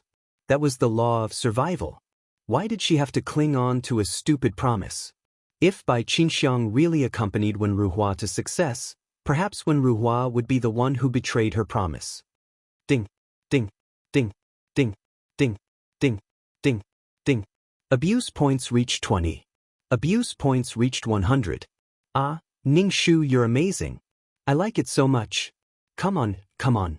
2333's annoying voice sounded in Ning Shu's mind. Ning Shu felt embarrassed. How did 2333 become like this? It was a disgrace. Ning Shu said, "Go to hell." When Ruhua staggered into the house and closed the door. She didn't want to face Ning Shu. Yuelon looked at Ning Shu with admiration. "Miss, you made people vomit blood. You're amazing. You're invincible in the battle of words." Ning Shu raised his eyebrows and looked at Yuelon. "Battle of words? Is there a problem, miss?" Yuelon looked at Ning Shu in confusion. Ning Shu patted Yulan's shoulder. "As long as you're happy." Ning Shu and Yuelon were busy for a while and finally made the tent comfortable. It was time for lunch, but when Ruhua locked herself in the house and had no intention of coming out. The house was also quiet. Ning Shu suspected that when Ruhua was dead in the house. Ning Shu stood at the door and shouted, "Cousin, are you there? Squeak if you're here." The room was quiet and no one spoke. Ning Shu raised his eyebrows. The male lead shouldn't be so weak that he would die so easily. He then shouted, "Cousin, it's time to eat. What are we eating?" There's nothing to eat in the kitchen, not even a grain of rice. Even the rats are crying and running out. "Cousin, how did you end up like this? Cousin, are you there?" The house was still quiet. Ning Shu felt that something was wrong. He said to Yuelon, "Yuelon, come and knock on the door. Cousin is in trouble inside. Don't worry about whether this broken door can be fixed in the future. Anyway, this house is very poor. There's nothing that a thief would want. Don't worry about the door." Yuelon nodded. She took a deep breath and prepared to use her body to knock on the door. However, the door creaked open. When Ruhua looked at Ning Shu with a purple face, her eyes were filled with extreme disgust. It was fine that Bai Qingxiang had betrayed her promise, but now she was using harsh words to provoke him. She was even more annoying than Bai Qingxiang, who had betrayed her promise. It could be said that Ning Shu had become Wenruhua's enemy. Ning Shu pretended not to see the disgust in Wenruhua's eyes and asked, "Cousin, what are we eating?" Wenruhua said coldly, "Don't you have a lot of money? Just find a random family and you'll have food to eat." Ning Shu looked at Wenruhua and said, "Then what are you eating? Why do you care what I eat? Bai Qingxiang, I don't have any objections if you want to stay here. I can't control you, but don't even think about interfering in my life. You just want to make it up to me, to make up for the guilt in your heart. I won't let you get what you want," Wenruhua said coldly. "Who wants to make it up to you? You just casually said it and you took it seriously." Ning Shu despised her in his heart. Why didn't he think that she was here for revenge? She was here to make things difficult for you. Since Wenruhua had said so, Ning Shu naturally wouldn't let himself suffer. He prepared to take Yuelon to eat farmer's food. Before he left, he asked Wenruhua hypocritically, "Cousin, come with us. You probably haven't eaten meat in a long time. I'll pay someone to kill a chicken and stew it for you. Take care of your body and prepare for the imperial examination. Cousin, do you really want to stay here in mediocrity for the rest of your life?" Wenruhua's expression was very ugly. "You're just an abandoned woman, an abandoned woman. He doesn't want you anymore, so you come looking for me and even point fingers at me. It's not up to you to tell me what to do. What does it have to do with you whether I take the imperial examination or not? Bai Qingxiang, I'm warning you. Don't talk about the imperial examination in front of me. I won't step into the dark official path in this life. I'd rather stay here in poverty for the rest of my life, Wen Ruhua said righteously, puffing out her chest. Ning Shu was speechless. Aren't you thinking too much? You're talking as if you can pass the exam. You're talking about a dark official career. Ning Shu was speechless. This kind of, God, I'm number 2, attitude was really Chinibu. Ning Shu's face twitched. He said, cousin, don't you want to be an official? Be a good official, make decisions for the people of the world, and plead for the people of the world. Since the official path is dark, all the more you should take the imperial examination to wash away the darkness of the official world. Wen Ruhua frowned and then said, your words make sense. But all crows in the world are black. Since ancient times, officials have protected each other. I'm alone. If I can fight against such a big dark organization, then I'm in despair about the official world. Ning Shu looked at Wen Ruhua with some surprise. It seemed that Wen Ruhua was not really stupid. She only knew how to talk big every day. In the end, she was still afraid of the imperial examination. She was probably afraid of the imperial examination and found all kinds of reasons. There was nothing to say to this kind of person. Ning Shu was about to take Yuelon to eat when he smelled the fragrance of meat. Ning Shu's nose twitched. He turned his head and saw 2 people standing outside the fence. One of them was He Xiaohua, who was wearing a golden hairpin. He Xiaohua was carrying food in her hands. She shouted at Wen Ruhua, Mr. Wen, I brought some food over. Welcome, welcome. Come in quickly, Ning Shu said hurriedly. Oh, you're the beauty that the teacher brought back. You're not bad. Why are you with such a pedantic and stupid person like Wen Ruhua? Next to He Xiaohua was a big-hearted and fat man. He held a fan in his hand and looked very cultured. Coupled with his fat face, he was as strange as it could be. Yet he was proud of it. Ning Shu saw Qi Xing holding a fan previously. That was called elegant. Now, when he saw this guy holding a fan and holding it with his fingers that were as thick as carrots, it was an eyesore. What a sin. Chapter 162. When Ruhua looked at them and said coldly, What are you doing here? You're not welcome here. Hidawa, He Xiaohua, even if everyone in the He village is afraid of you, I'm not afraid of you. He Xiaohua, who was wearing a thick golden hairpin, felt wronged. Mr. Wen, I just want to bring you some food. Why are you so mean to me? Ning Shu immediately said, She's just being nice. Miss He, we're hungry. Thank you for bringing us food. When Ruhua was livid, Ning Shu said, You're not allowed to eat. I don't accept food given to me. Besides, these food were taken by the village chief. Hidawa's fat face suddenly became ferocious. She pointed at Wen Ruhua with her fan and shouted in a rough voice, Wen, which eye of yours saw that these food were taken by my father? Are your eyes on your butt? These food are all raised by my family. There's something wrong with your head, even your eyes. Wen Ruhua looked indifferent. Who knows? Oh, my bad temper. He Xiaohua, don't give these food to this kind of person. If you give it to a dog, the dog will wag its tail. Hidawa shouted at his sister, It's a waste of food to give to this kind of person. Brother, don't say any more. Mr. Wen is not that kind of person. He Xiaohua put the food on the simple stone table in the yard and said to Wen Ruhua, Mr. Wen, you have guests in your house. You need something to serve them. Take these food as gifts for the children in school. Ning Shu looked at her and shook his head. To be honest, He Xiaohua was a good girl, but she had a bad temper. Yes, thank you, Miss He. We're hungry. I'm Bai Qinxiang, Wen Ruhua's cousin. I'm here to seek refuge with my cousin. Ning Shu said to He Xiaohua. He Xiaohua's eyes were filled with hostility. She put her hands on her waist and asked, What's your relationship with Mr. Wen? Ning Shu asked Yuelon to sit down and eat. He answered He Xiaohua, Didn't I tell you that I'm his cousin? Don't worry, my cousin and I are just pure cousins. He Xiaohua still had some doubts, but she still invited Ning Shu to eat. She said to Wen Ruhua, Mr. Wen, you should eat some too. I won't eat it. Wen Ruhua turned around and entered the house, slamming the door shut. He Xiaohua's face turned gloomy. Hidawa casually sat beside Ning Shu like a big meatball sitting on a stone bench. Hidawa stared at Ning Shu with wide eyes. Beauty, why suffer with someone like Wen Ruhua? Why don't you go to Big Brother Dawa's house? You can live in a good house and eat meat every day. You won't have a future with someone like Wenruhua.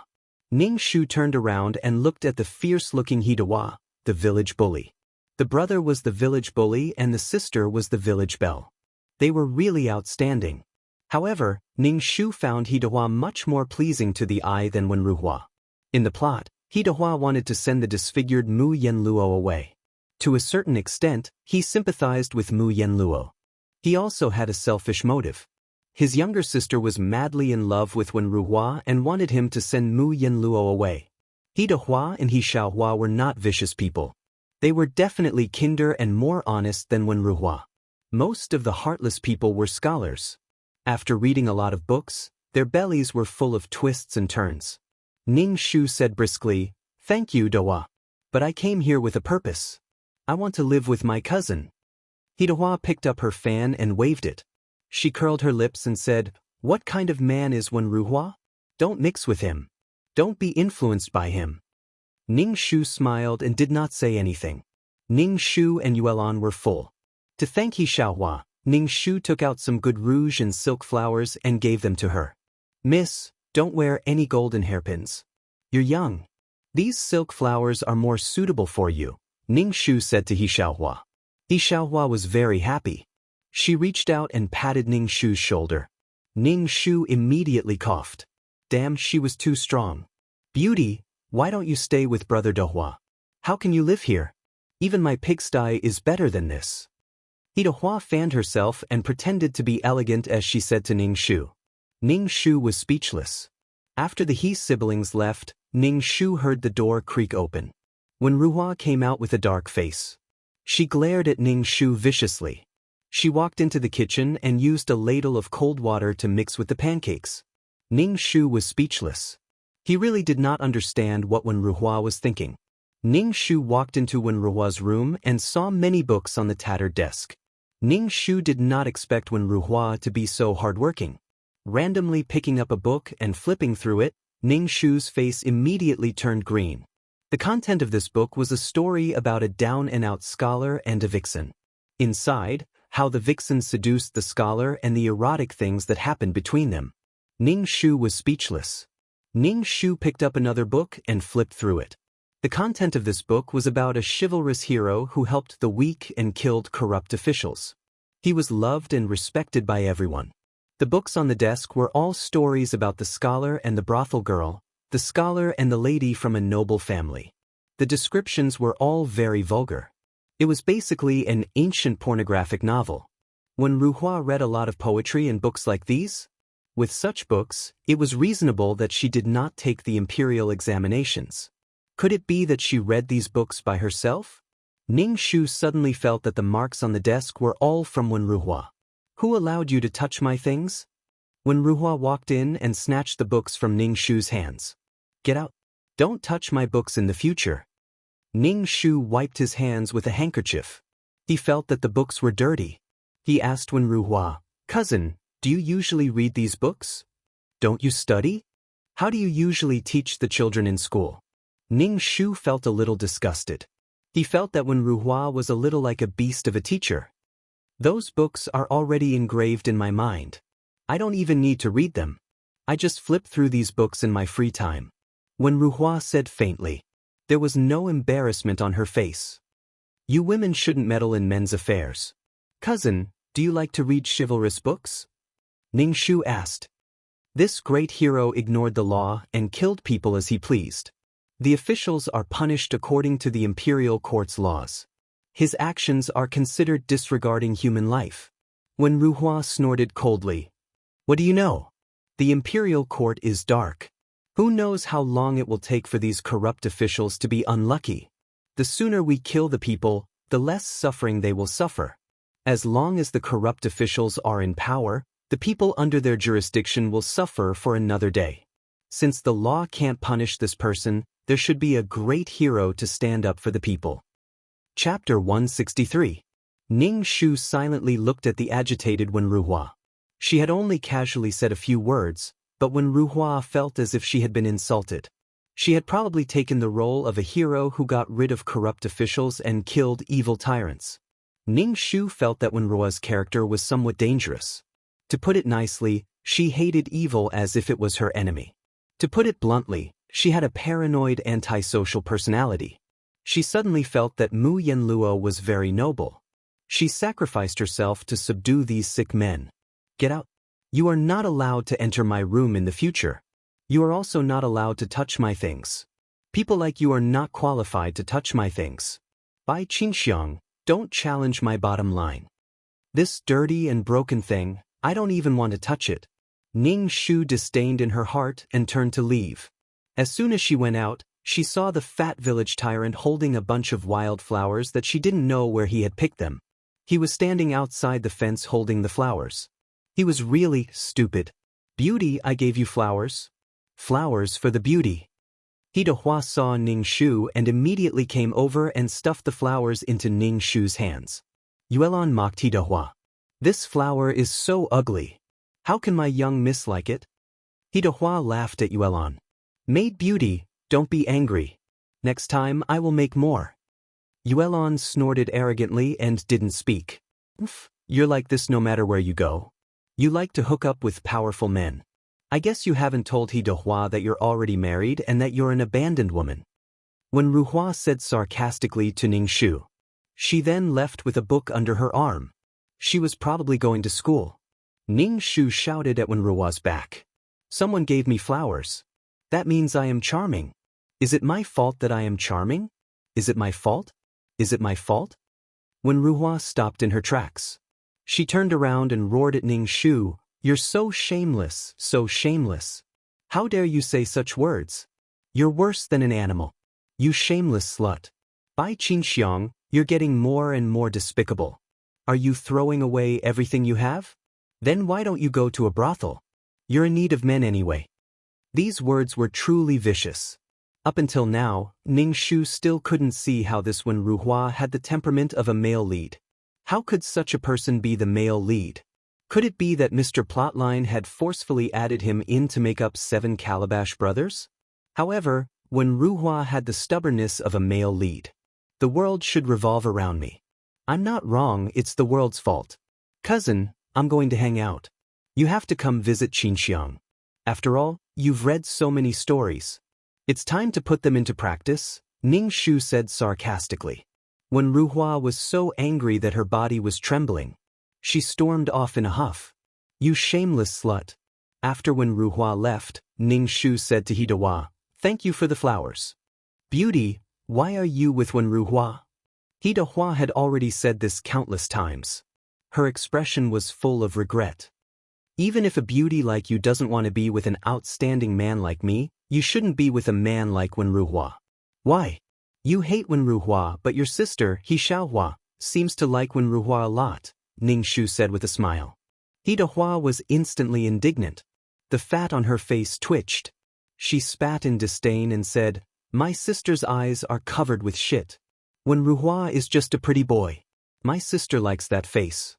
If it weren't for the fact that I'm afraid my father will break my legs, I'd bring my sister to a brothel to see a pretty boy who's even prettier than Wen Ruhua." Ning Shu was speechless. This brother was also a weirdo. He wanted to bring his sister to a brothel. What a straightforward person. His personality was quite good, but he looked a little too shabby. If this guy was the male lead, Mu Yenluo wouldn't have suffered so much. Ning Shu nodded in agreement. Wen Ruhua is indeed a useless scholar who has achieved nothing. That's right. I finally have a confidant. Beauty, let's become sworn brothers. He Dehua wanted to reach out and hold Ning Shu's hand. Ning Shu immediately took a step back. Don't even think about taking advantage of me. He Dehua chuckled. With a swish, she opened her folding fan and fanned herself in a very showy manner. After a long time, Ning Shu and the He siblings formed some friendships. Every day, He Dehua and He Xiaohua would deliver food to him for meals. When Ning Shu said that he had a bodyguard, He Dehua very readily prepared an extra set. However, Ning Shu paid for it. After all, people in the countryside didn't have it easy. He Dehua was initially unhappy, but Ning Shu insisted and He Dehua accepted it. Ning Shu understood that He Dehua wasn't some village tyrant that Wen Ruhua said he was. He was just a little flirtatious. When he had nothing to do, he would flirt with the girls in the village. However, he had never really made a move. But in Wenruhua's eyes, this was worse than a beast's behavior. He would destroy a girl's innocence and make the girl angry but not dare to say anything. Ning Shu felt that Wenruhua was jealous of Hidahua's unscrupulous behavior. Wenruhua could only hide in his room and read pornographic books. How was his behavior more noble than Hido's? Wenruhua was stubborn. Every time the He siblings came to deliver food, he refused to eat it. After the He siblings left, he would eat some dry pancakes or thin porridge. After eating these every day, Ning Shu admired Wenruhua for not becoming a bag of bones. He still looked like a dog. It was too unscientific. Every time Hidahua came to Ning Shu, Wenruhua would have a cold face and mock Ning Shu for being shameless and wanting to seduce men. He would also mock Hidahua for being a man who picked up used shoes. Even He Xiaohua was implicated. Hidahua was a woman that no man wanted and would never be able to marry in this lifetime. Ning Shu was astonished by Wenruhua's actions. It was a skill for a man to be able to speak so viciously. After all, he was someone who had read a lot of books and was a scholar with a belly full of wisdom. Ning Shu and Hidahua didn't feel anything about Wenruhua's unpleasant words. However, He Xiaohua was very sad. Wenruhua was the person she liked. To be mocked and despised by the person she liked was like a hole being pierced in her heart. He Xiaohua's temper flared up. She put her hands on her hips and shouted at Wenruhua, "How am I, He Xiaohua, bad? My father is the village chief. My family has food and drinks. I'm also very good looking. What right do you have to despise me? You're just a teacher who doesn't even have food to eat. What right do you have to despise me? Wenruhua, let me tell you, it's your honor that I like you. Don't be so shameless.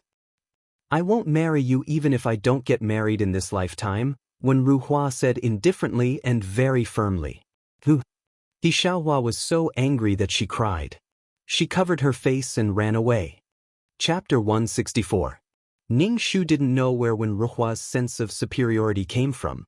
She looked down on He Xiaohua, who liked him, as if he was some kind of noble person. She was actually an ignorant person. Hidahua pointed at Wenruhua with her fan and said viciously, "If anything happens to my sister, I will bury you alive. I will do what I say. The villagers don't dare to say anything. Who do you think you are?" Hidahua turned back to Ning Shu and said, "Beauty, go to Brother Dawa's house. This kind of person is too disgusting." "Go comfort your sister," Ning Shu said. Hidahua went to chase after her sister. Ning Shu glanced at Wenruhua and turned to go into the tent. Wenruhua stopped him and said with a cold face, "Ning Shu, we need to talk." Ning Shu raised his eyebrows and looked at Wenruhua. "Cousin, what's the matter? Have you decided to study seriously and take the imperial exam?"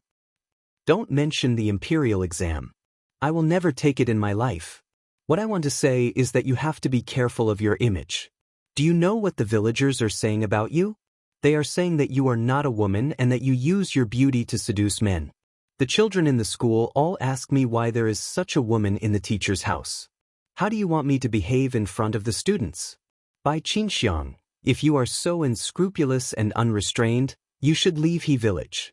This place is not suitable for you. The brothel is not suitable for you." Wenruhua said a lot. Ning Shu just said, "Your students still don't know that you are reading a book about a scholar and a prostitute. If they know, how will they look at you?" Wenruhua's face instantly turned green. Ning Shu roared, "By Qinxiang, I am talking about you. Don't change the topic." Ning Shu didn't want to talk to Wenruhua at all. He bent down and went into the tent. Wenruhua was just a man who pretended to be righteous. He could do anything but others couldn't. He could do whatever he wanted but others couldn't. Wenruhua looked down on women in every way and was a straight man. "Tisk, by Qinxiang, cousin, Qinxiang is tired. Qinxiang wants to rest. Cousin is a gentleman. You wouldn't stand guard outside Qinxiang's tent. Cousin wouldn't do such a shameless thing." Ning Shu yawned. Outside the tent, Wenruhua's expression was ugly. She had a dark aura around her and her eyes were dark. It was as if she wanted to look through the tent and see Ning Shu. Wenruhua snorted coldly. She walked into the house and slammed the door shut. In the tent, Yuelon Ning Shu said, "Miss, let's go." Why do we always meet some strange people? The male lead was just this willful and inexplicable. When it's time to leave, your miss will naturally know to leave. Now is not the time. Ning Shu yawned and closed his eyes to sleep. Ning Shu didn't take Wenruhua's words to heart. When he was bored, he would climb the mountain with the He siblings or catch fish in the river. His life was very carefree. He Xiaohua found a chance to ask Ning Shu, "Why doesn't Wenruhua like me?" Ning Shu chewed on a wild fruit and said to He Xiaohua, "Why do you want him to like you? Wenruhua has nothing but a body. He can't give you a stable life. He can't even support himself. How can he support you and your child? Also, Wenrua's personality was really too awkward. It was tiring to live with such a person." He Xiaohua said shyly, "I actually don't need him to support me. Anyway, he's alone. I want him to marry into our family. My father also agrees." Ning Shu spat out the wild fruit in his mouth. Wenruhua probably felt humiliated to marry into their family. Ning Shu patted He Xiaohua's shoulder. "Good luck." Under normal circumstances, Wenruhua wouldn't agree to it unless he used some special means. Ning Shu came back from climbing the mountain and saw Wenruhua standing in the courtyard with a dark face. She was about to explode. "Bai Qinxiang, you keep saying that you're here to supervise my imperial examination, but I think you're here to seduce men. Now you're going around with flower he, and you're not avoiding suspicion anymore. Bai Qinxiang, I really misjudged you in the past. You're so shameless. Do you lack men that much? If you really can't do it, I'll satisfy you." Ning Shu's body shook when he heard this. Wasn't this what Wenruhua said to Mu Yanluo in the plot? She was Bai Qinxiang now. "If you don't know how to behave yourself, I'll satisfy you." Wenruhua snorted coldly. She brushed past Ning Shu and left. Ning Shu looked at Wenruhua's back and felt that Wenruhua might have been provoked by her. However, she didn't do anything. It was Wenruhua who was controlling and didn't allow her to interact with He Xiaohua. Ning Shu felt that it was necessary to think about her safety. Ning Shu walked into the central room and saw the ancestral sword hanging on the wall. "Well, I'll use this to protect myself." Ning Shu hid the sword in the tent. Yuelon looked at Ning Shu and asked, "Miss, what are you doing?" Putting the weapon beside the bed. "These things have a murderous aura. It's easy to have nightmares at night." "It's okay. Your miss is strong. Your miss also has a chest." Ning Shu lifted her chest with her hand. Yuelon was speechless. "Miss, why don't you call the shadow guard in?" Yuelon asked Ning Shu. Ning Shu waved her hand. "Wenruhua is a weakling. I can deal with her with one finger. There's no need to call your brother shadow guard in. Do you miss him? You can go to the village entrance to see him." Yuelon stomped her feet. "Miss, what nonsense are you talking about? There's nothing between me and the shadow guard. You make it sound like there's something between us." Ning Shu drank water and looked at Yuelon seriously. "Your miss, I really hope that there's something between you and the shadow guard. You'll have someone to rely on in the future. Miss, you're my support. Well, men are unreliable. Without your support, the shadow guard will bully me." Yuelon said. Ning Shu sighed in her heart. She really hoped that something would happen between her big brother and little sister Yuelon. "Beauty, save me. Save your brother Dehua." He Dehua ran over. The fat on her body was trembling. When she ran, it felt like the entire ground was shaking. She was like a meatball running over. Ning Shu spat out a mouthful of tea. He Dehua ran in front of Ning Shu and plopped down on the chair. The chair squeaked as it couldn't bear the weight. He Dehua panted. Her breathing was rough like someone snoring. Ning Shu's mouth twitched. "Are you being chased?" "It's scarier than being chased. Only you can help me." He Dehua squeezed out tears and looked at Ning Shu. Chapter 165. Ning Shu saw that He Dehua's face was so wrinkled that her eyes couldn't be seen. He asked, "What's the matter?" He Dehua stretched out her chubby hand, wanting to hold Ning Shu's hand. Ning Shu immediately picked up the teacup and stuffed it into He Dehua's hand. "Beauty, seeing that we're so compatible, why don't you marry me? I think our personalities are very compatible. We're both people who don't care about trifles, unrestrained, and love freedom." He Dehua looked at Ning Shu and howled, My father wants me to get married. Otherwise, he'll kick me out of the He family village. Ning Shu pursed his lips. When did we get along? At most, we're just friends who drink and eat. We're just acquaintances who hunt wild hares in the mountains. You want me to marry you? Can you be more reliable? Ning Shu said angrily. You can choose any girl in the He family village. Besides, you're so ugly. What if you affect the children? Ning Shu bluntly attacked Hidehua. Hidehua's chubby hand slapped the elephant leg. Ning Shu said, Beauty, do you know what I like the most about you? I like your sense of humor. In the entire He family village, which man is more outstanding than me? Ning Shu was speechless. Yuelon raised her eyebrows and snorted at Hidehua. How can my miss marry you? My miss is the prime minister. Ahem. Ning Shu coughed and interrupted Yuelon. Yuelon anxiously stomped her feet and pursed her lips. Miss, are you really going to marry this person? Yuelon didn't know how to describe Hidehua. Beauty, don't worry. As long as you marry your big brother Dehua, you'll be in charge of everything. The chickens, ducks, and fish in the house will all be yours. I'll also be yours. Hidehua patted her chest until the fat on her chest trembled. I forbid it. When Rua's voice suddenly rang out, Hidehua immediately turned to look at her. Which bastard said no? If I say yes, it's okay. When Ruhua was so angry that her face turned ashen, Ning Shu mocked, By Qingxiang, you're really scheming. It's only been a few days and you're able to make the village bully marry an abandoned woman like you. He even gave you the family's property. You're not just a little vain. When Ruhua looked at Ning Shu with red eyes. By Qingxiang, you're using me again. You're treating me as a ladder for you to climb up. Hidehua's eyebrows as eyebrows. You can understand what he's talking about. I don't understand him to understands what he's talking about. Yours your taste sees your taste zest. When Ruhua looked at Hidehua with disdain. Your taste is just like that. You actually took a fancy to an abandoned woman who was chased out of the house. Hidehua spat at when Ruhua and raised his chin. It's none of your business what kind of woman I marry. It's none of your business what my taste is like. I'll marry whoever I want. When Ruhua was disgusted by Hidehua's spitting, she felt insulted and snorted coldly. She turned and went back into the house, slamming the door. Hidehua looked at Ning Shu and said, Beauty, Brother Dehua values you as a person. Your past has nothing to do with me. You're the first person I like. You're boorish and unrestrained. Our personalities are quite good. I don't want to marry a bashful woman. Ning Shu felt that Hidehua was quite interesting. He wasn't a good person, but he wasn't a bad person either. He had a high status in the He family village. He had his own principles and was very sly. This kind of man wouldn't be taken advantage of. He was a little scheming, but his thoughts weren't bad.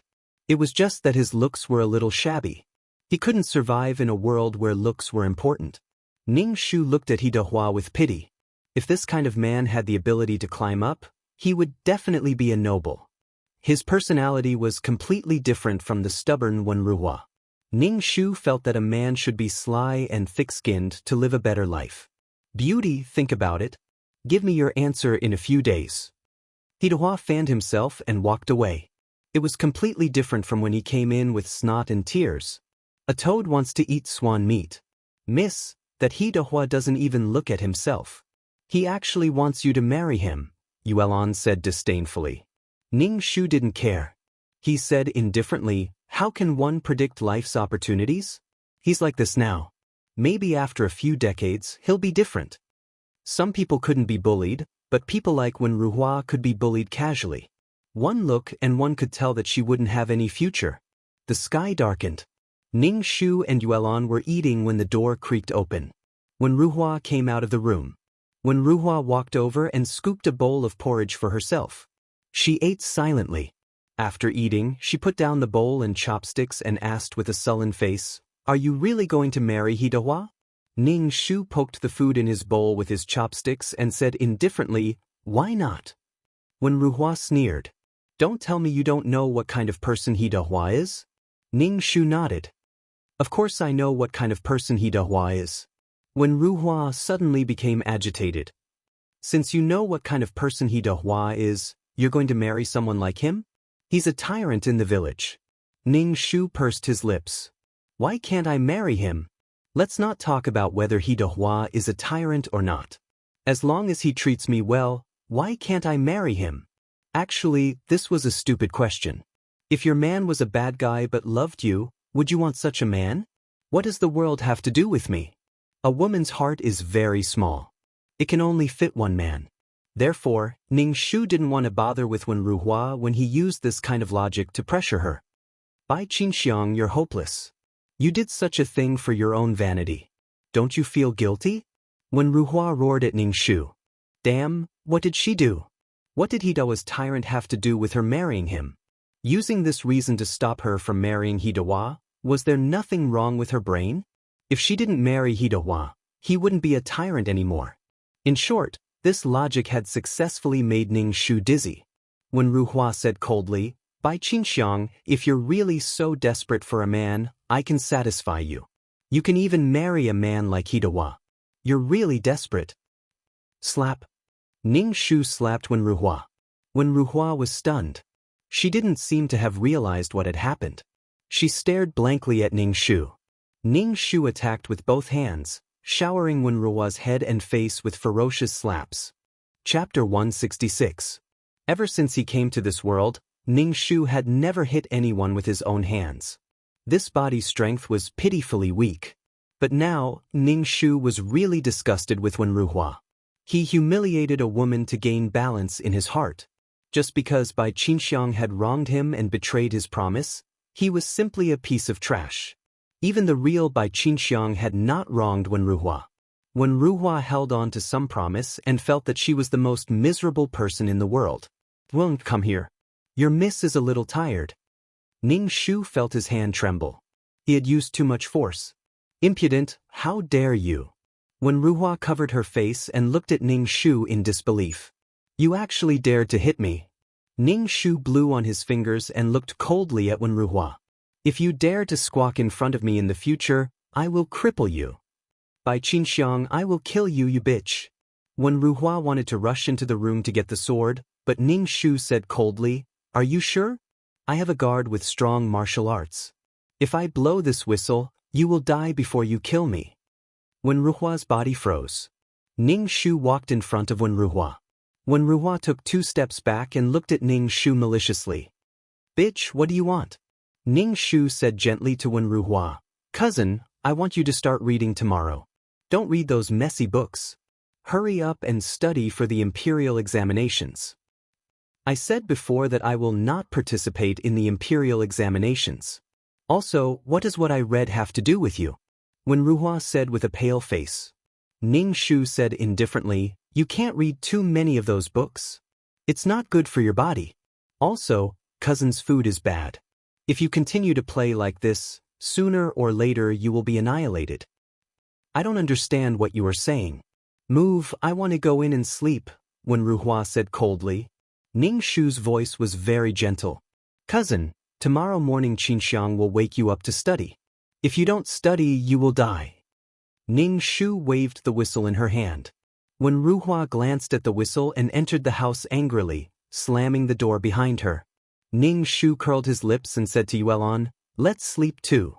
Be more vigilant at night. Ning Shu entered the tent. First, he lifted the quilt to look at the treasured sword before going to sleep. Deep into the night, the sounds of frogs croaking could be heard everywhere. Wen Ruhua tossed and turned in bed, unable to sleep. She reached out to touch her face and hissed in pain. She secretly hated Bai Qinxiang for being so vicious.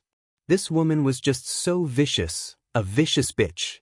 The moonlight shone through the window onto Wen Ruhua's face on the bed. Her pale face looked like a ghost under the moonlight. It was ferocious and terrifying. Wen Ruhua's chest rose and fell violently. Clearly she was angry. She flipped over and sat up on the bed. Through the window, she looked at the tent in the courtyard. Her heart was filled with anger. She got off the bed and put on her shoes. She quietly opened the door and walked out of the tent. Hearing the sound of breathing inside, Wen Ruhua sneered silently. It was good that he was asleep. She carefully entered the tent and walked to the side of the bed. when Ruhua reached out to remove the whistle from Ning Shu's neck. This was the first time when Ruhua had done something like this. She was so nervous that she held her breath.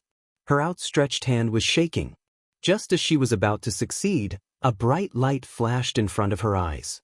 Before when Ruhua could react, she felt something cold pierce into her lower abdomen. Pain immediately spread through her entire body. When Ruhua let out a blood-curdling scream as she felt the cold object penetrate deeper into her body. When Ruhua screamed in pain, "Miss, what's wrong? What's wrong?"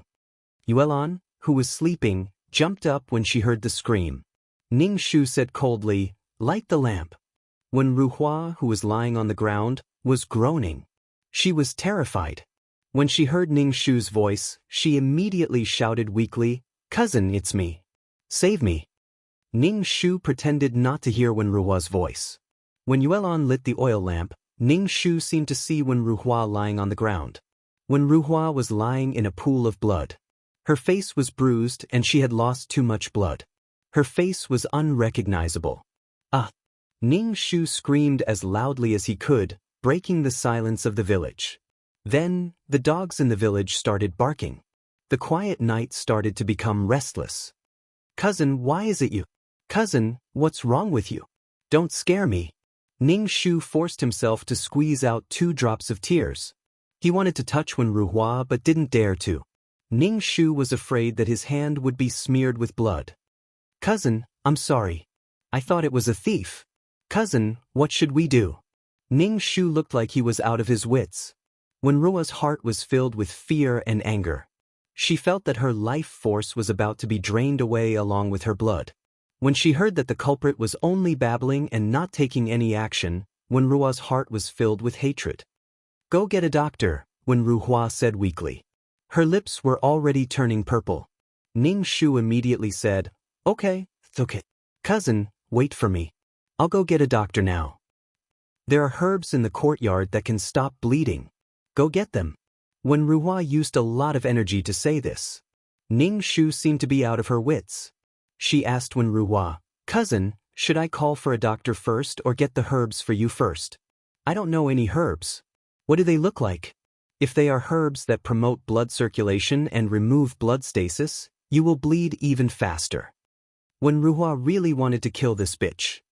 "Beauty, what happened? I heard your heroic voice from afar." Hidahua walked over with a few villagers behind her. Ning Shu immediately said, "Go and see cousin. Something happened to him." Hidahua glanced into the tent and ordered the villagers beside her, "Go get a doctor. Help Mr. Wen to the bed." "Help me get the herbs first," when Ruhua said with difficulty. Hidahua said indifferently, "Drive him to get the herbs."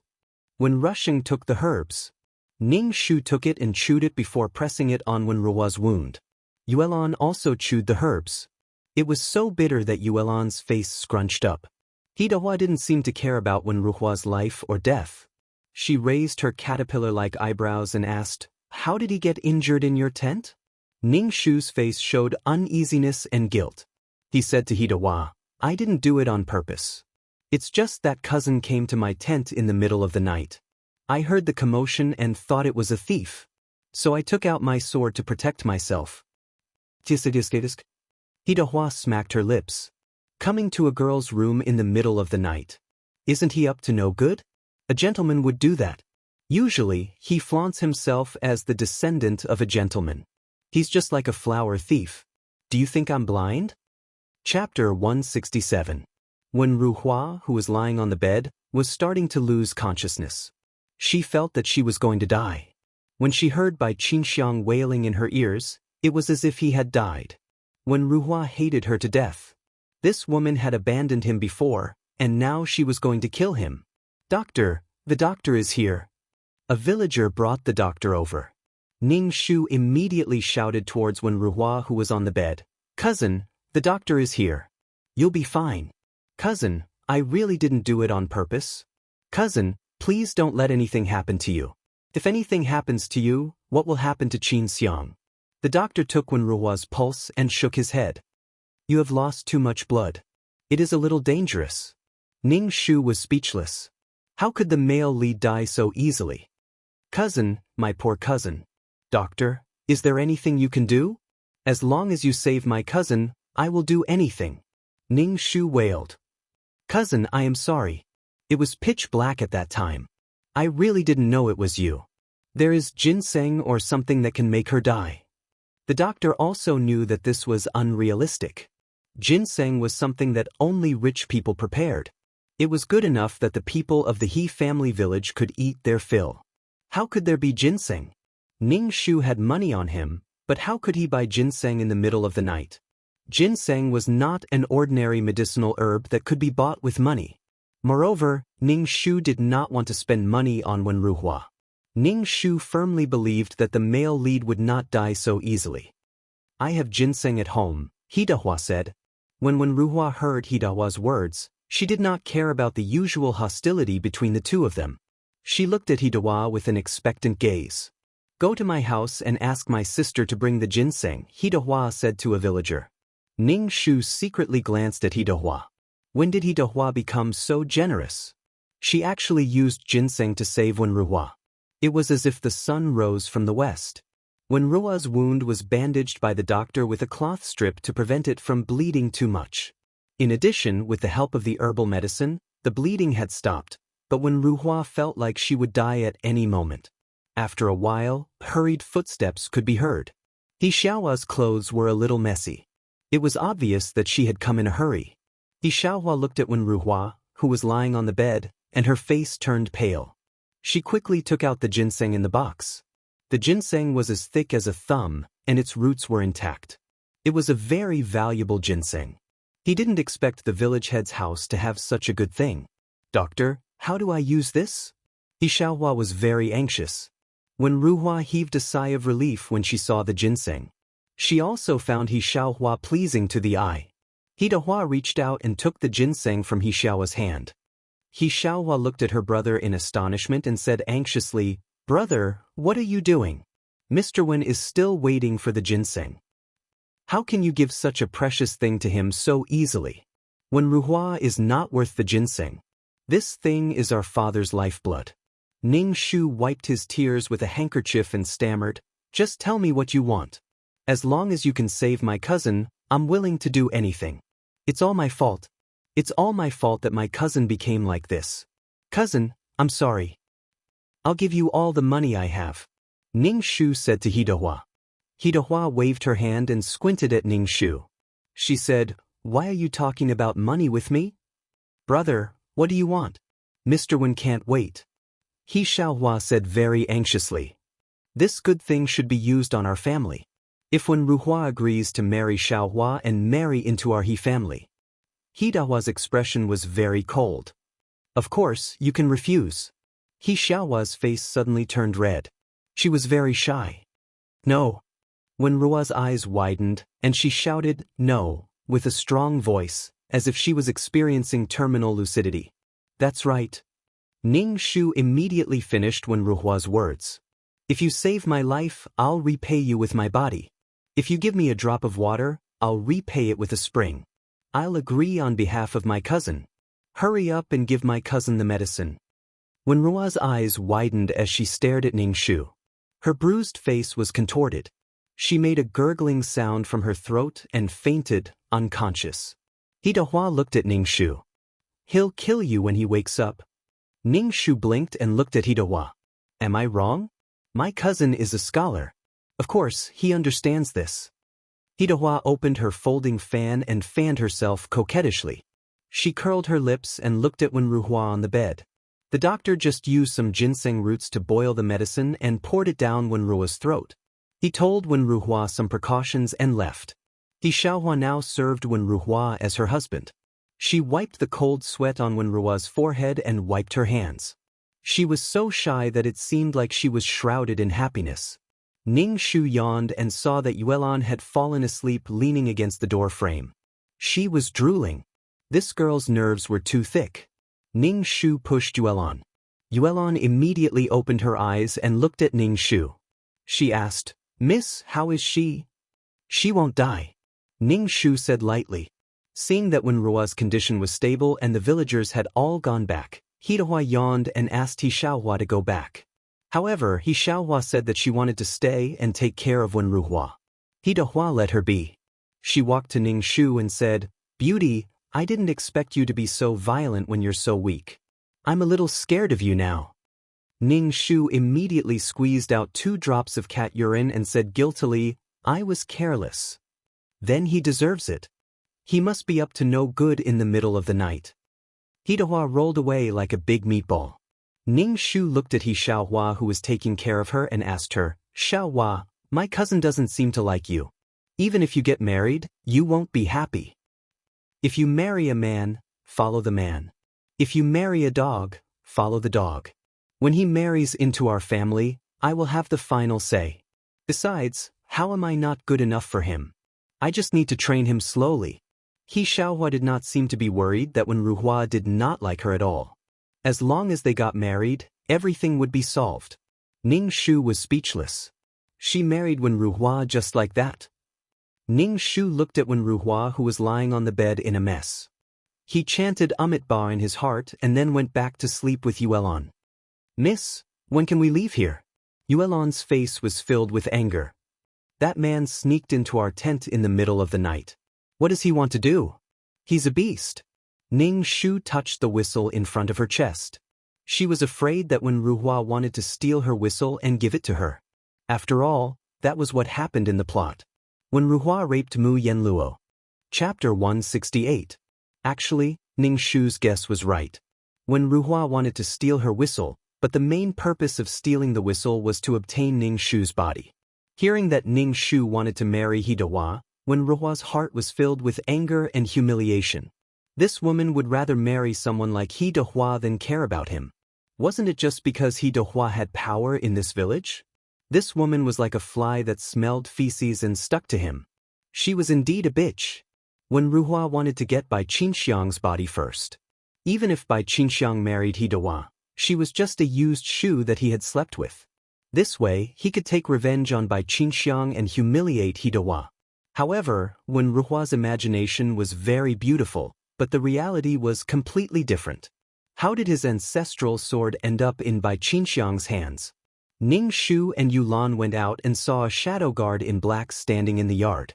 If it wasn't for the moonlight, it would be hard to notice him. "Miss, what are you shouting for? I heard it at the entrance of the village." Ning Shu asked, "There's a smell of blood. Who's injured?" Ning Shu waved his hand and said, "It's okay. Go back and sleep. It's all settled." The shadow guard said to Yulan, "Be careful. Miss is unreliable. Hey, how could you say bad things about her in front of her? Do you still want to live?" Yulan nodded, "I know." Then, the shadow guard leisurely left. Ning Shu asked Yulan, "Am I really that unreliable?" Yulan looked at Ning Shu and said bitterly, "I'm with Mississippi. I don't know what will happen in the next second." Ning Shu was speechless. She also didn't know what would happen in the next second. She didn't know how to calculate. "Go to sleep. I'm tired after a night." Ning Shu lay down. When Ning Shu woke up the next day, it was already noon. He first went into the room to check on Wenruhua. She still hadn't woken up. He Xiaohua was taking care of her. "You are awake. There is some food on the table," He Xiaohua said to Ning Shu. Ning Shu felt that He Xiaohua was very virtuous, but she was a bit overbearing. As the daughter of the village head, she had the right to be willful. Putting aside all these, He Xiaohua was still a good woman. Wenruhua was lucky to have the halo of a main character. After sleeping for a few days, Wenruhua finally woke up. The first thing she did when she woke up was to ask He Xiaohua to get lost. The second thing she did was to ask Ning Shu to get his ass in front of her and serve her. She wanted to take revenge on Ning Shu for agreeing to the marriage against her wishes. However, He Xiaohua and Ning Shu both ignored him. Wenruhua was so angry that his wound exploded and started bleeding. Wenruhua did not dare to be angry anymore. He Xiaohua had already regarded Wenruhua as her husband, so she spoke much more casually and unintentionally hurt Wenruhua. Moreover, He Xiaohua had never been to school and was illiterate. Sometimes, when Wenruhua said something meaningful, He Xiaohua would be dumbfounded. Wenruhua would rather die than marry such a woman. Moreover, she wanted to marry into the family. It was simply trampling on his male dignity. Wenruhua hated Ning Shu the most. She hated her for being arrogant, despotic, and high and mighty. She hated her for not letting her do it obediently. She hated her for hurting herself. She hated her for agreeing to the marriage. She hated her hypocritical face.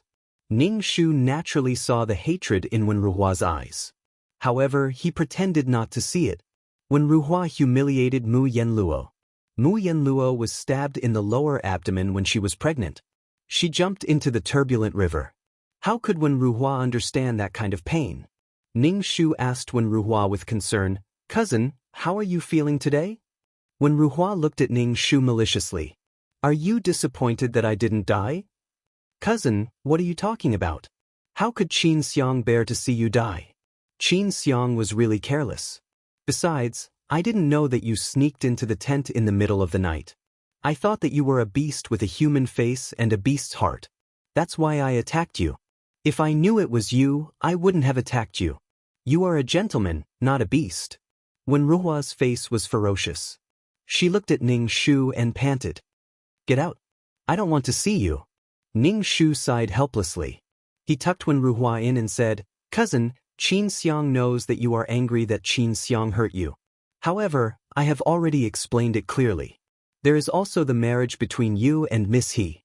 Qin Xiang saw that Miss He was deeply in love with you. In addition, your life was saved by the He family. Qin Xiang thought that this marriage was reliable and agreed on your behalf. Cousin, you don't have to be grateful to Qin Xiang. This is what Qin Xiang should do. Cousin, you should take good care of your body. When you are better, the village chief will arrange your marriage." Ning Shu ignored Wenruhua's red and ashen face. He said, "Since you have found your happiness, Qin Xiang can let go of a big matter. Get out, get out." Wenruhua was like an injured beast. Her eyes were red. Ning Shu roared hoarsely, "By Qin Xiang, get out." "Okay, don't be angry. I will go out now." Ning Shu turned and left without looking back. Wenruhua was so angry that she wanted to die. She felt that meeting Bai Qin Xiang was the greatest misfortune in her life. This woman ruined her life, abandoned her, and now came back to find her. Now her life was a mess. Now, Wenruhua was living a life of recuperation. He Xiaohua treated Wenruhua quite well. She made nourishing things for Wenruhua, killed chickens and ducks, and served her with good food and drinks. However, Wenruhua did not treat He Xiaohua well. Ning Shu watched from the side and felt that it was unfair for He Xiaohua. This kind of man did not have a heart. He only had himself in his heart. He was selfish and cold. No matter how good you were to him, he would not feel it. Ning Shu could not help but persuade He Xiaohua. He Xiaohua only shook her head. She said that she was willing to do all these. She was very happy to be with Mr. Wen. She also said that after they got married, she would train Wenruhua well and make Wenruhua fall in love with her. Ning Shu looked at He Xiaohua's valiant appearance and did not care about her. He could only give his blessings. Wenruhua's wound was very deep and would get inflamed from time to time. She would get a fever from time to time, and it was very torturous. Wenruhua had lost a lot of weight, her cheekbones were protruding, and her cheeks were sunken.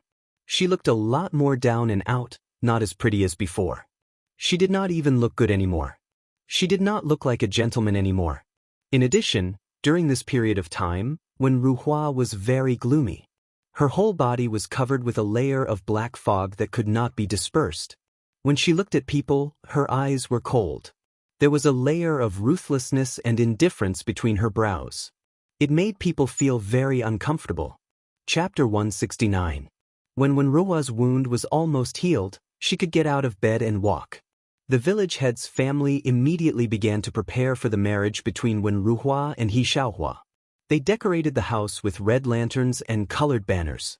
Wenruhua was so angry that she lay back on the bed. Ning Shu felt that he was also part of Wenruhua's family.